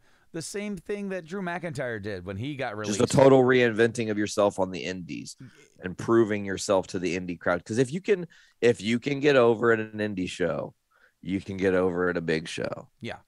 Pretty easy. And basically get yourself over to the point where they can no longer deny how much you're over. And so they can't always keep pushing you down the card. Obviously, that's worked very well for Drew. Drew he's not in a shining spot right now because who's the guy that goes after Roman after Brock? Drew. Does he beat him? Fuck. You almost want him to, or at least get one of them. Right? But, I mean, that just kind of counteracts my point from earlier where I think they should keep Brock strong. Or not Brock, I'm sorry, Roman. But at the same point, no, like the next guy underneath those two guys, as far as what the company sees as bankable, and the guys who are going to not only show up and draw people, captivating on television, but the guys who are there's another level to WWE that I think that AEW almost gets but doesn't quite get, and that's that mainstream accessibility. Like, who's the guy who could sit down and talk mainstream with those people? And I thought Cody was one of those guys. Obviously, he had some cross appeal. You might have a couple of guys who can, but unfortunately, AEW doesn't have that cross appeal to that level, and it kind of shows in their popularity. They're really big with diehard wrestling fans, and then it kind of tapers off. They get some eyes every now and again. They have some great matches. They have some great programs. They have some really big surprise reveals, but you're definitely like here. And they can move up, but you have to have more storyline cohesion with what you're presenting. You have to have better vision for what's going forward. You have to. There is something that Paul Heyman said many years ago as to why UFC was the best professional wrestling product in the entire. This is like 10 years ago. It said UFC is the best professional wrestling product on the market because they are doing more of these three things. If you're going to run a promotion, whether it's wrestling, boxing, UFC, MMA, whatever it is, you have to do these three things, and you have to excel at them, and you have to be able to deliver your audience these three things. One, who is fighting? Who are these people? What are their names? Where do they come from? Two, why? What are they fighting for? What's at stake here? Is it a title? Is it a personal issue? Is it a storyline? What is this? And this is something that WWE does every single time, and it's annoying, but it jams it down your throat because then you never forget it. There's a video package before every match on a pay-per-view. It lets you know why they're fighting. If you missed any TV, gives you a reason. Yeah, it gives you everything. And number three, why should I care? And I feel like sometimes on some of those three things, AEW kind of drops the ball because they are a wrestling fans company, and that is good. We need that. They just need to sprinkle a little more sports entertainment in there too, though. A little bit, not a lot, because it's awesome. Because now you have places where people can go and get jobs and work. Was it a big deal that Jay White showed up on AEW? Yes. Who the fuck is Jay White to the American audience? If you're a diehard indie fan, you know who he is. Daenerys Palin. But yeah, we gotta kind of gotta get there. AEW they're close. They're putting out good stuff. They have a good pay-per-view coming up around the corner, and that is Revolution. I actually have the card. I had the card. I got rid of it. I got rid of the card. AEW Revolution. Of course, like the best thing on their television has been the CM Punk and MJF storyline. We're getting them in a dog collar match. Cool little callback with that one. You haven't had too many of those. I want to say I've seen more bull rope matches than dog collar matches, but that's going to be pretty neat. So we got that one. We have the big Revolution Face of the Revolution ladder match where Keith Lee showed up versus Wardlow versus Powerhouse Hobbs and a couple other people not to be determined for a future TNT Championship match. Jurassic Express they're going to defend their tag titles probably against probably is Red Dragon going to be involved in that? What's going on with that? CM Punk and MJF, like I said. Britt Baker versus Thunder Rosa for the title. And then, big match here. First meeting in AEW. Adam Cole gets his first world title match. Adam Cole versus the other Adam, Hangman Adam Page, for the AEW world title. Oh, Kitty. Kitty's on the show. Kitty's trying meowing in that microphone. What's up, Kitty? We have our very first podcasting kitty right here on JIW. If you're watching on the video, guys, over either on the JIC Incepticast or on the JIW YouTubes, you saw Nate's kitty hop up on that microphone and sniff around. We're going to be wrapping up here on the show soon. Nate's not feeling too hot. He's feeling a little under the weather. And so he had this the second Daenerys Palin of the show. You had to think that some wrestling talk would be able to extend the show just a little bit, maybe another whole hour. There's definitely some opinions. I wish Buckles was here too to kind of gauge his opinion about some stuff. But of course, they are going to be back in full, I'm not sure full swing, but in some sort of swing. Of course, this is the big time of the year. A lot of attention going on from the wrestling business. WrestleMania season is always the best time for that because you get a lot of outside people looking into the business. And if you're anybody in the business, whether you're AEW, whether you're the NWA or GCW or even Ring of Honor, going to be starting up again around April. You want to be on the forefront of trying to get some attention, siphon some of these people over, try and make them sample your product and give them a taste of what you've got to offer. Man, I hope Nate's okay over there. Brando hopping in for the hot tag here. And just the empty chair, the chair of emptiness. So yeah, what do you guys think? Do you think Cody and Brandy are playing the sheets and that he's not really gone? Or do you I think he's gone. I think it was money, and I think he wanted that big pay, and the money's starting to get strapped a little bit with these big stars that Tony's been bringing in. And I think that was most of it. But I mean, because we heard all the way going back into about a year ago that Cody's influence backstage has been a little bit different, and that was predating some of this more stirring up the turning heel stuff, people booing him.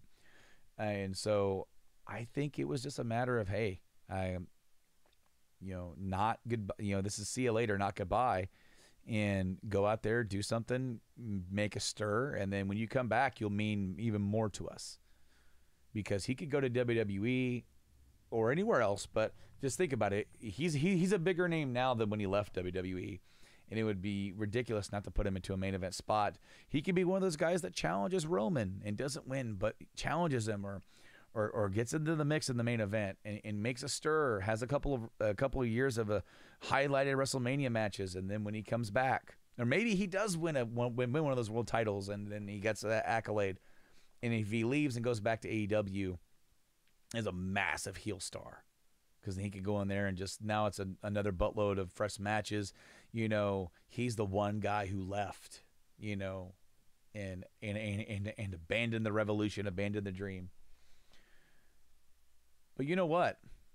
I mean, I definitely don't want to wrap up the show before Nate rolls back, but there wasn't really much else that I had to discuss. I mean, where's he at?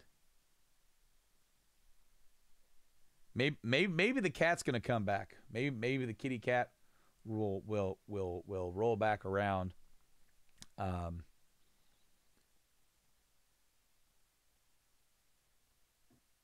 Nice little pregnant pause there. Anyway, guys, yeah, we thought you guys would enjoy a little bit of GIW here on the main show.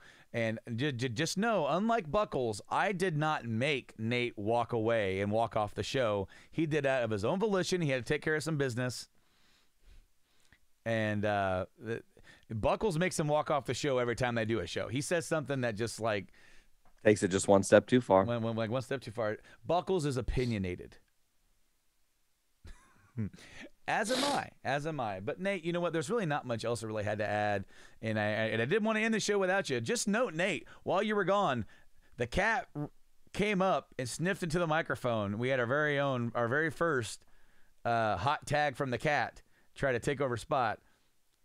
Which one? Was it the smoky one, the gray one? Oh, Jean Grey. Yeah, maybe. Jean, son. Oh. Anyway, but yeah, dude, that's about all I got. Is Cody playing the sheets? Maybe not. If he is, it'll be good for the business. It'll be good for the company. Come back as a heel. If he's not, he can leave, become a bigger name by doing something else somewhere else, and then come back still and be a bigger name for the company. Either way, it's a win, in my opinion. I agree fully, bro. Folks, just so everybody who is watching Journey into Wrestling knows, we will be coming back soon. We are going to keep pretty much the same similar format. We've got a couple changes we're going to try to make. It's interesting because when Buckles and I started doing the show a couple years ago, after Brandon and I didn't do the show as much, Buckles kind of started this someone to watch thing. Mm-hmm. And a lot of his someones to watch have really paid dividends on where they are now. So it's pretty cool. We've got some stuff in the works. We went to a live indie wrestling show yesterday that was amazing, and there's lots to talk about. So expect, I would say, within the next couple weeks, even we're going to probably have another episode out for you guys. So I just want to thank Brandon for coming on, joining me for this one, catching us up on some AEW and WWE news and rumors, and rounding that stuff up. Are we switching it back? Are we taking it back to the other lands before we get out of here? Or are we just keeping it casual as we float on? Yeah, either way. You know what? Let's just keep it on here. That way we don't have to cut the video and all that kind of stuff. We'll do the outro as per, because this was an Incepticast crossing over the Podverse and all that kind of stuff.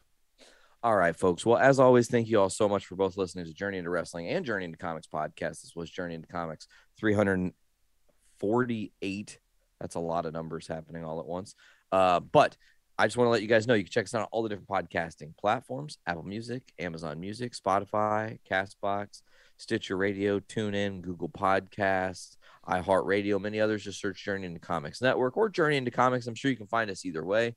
Also check out all of our different YouTubes and stuff, because there are video versions of all of our shows if you're listening to this and not watching it.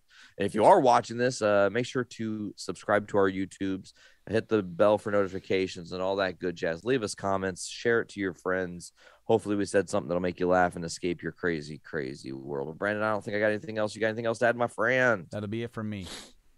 All right, folks. Well, for Journey into Comics 348, Revenge of the Hot Sauce, I've been Nate. I've been Brando. And as always, pop your caps back and fill your brains with shit. Later, guys.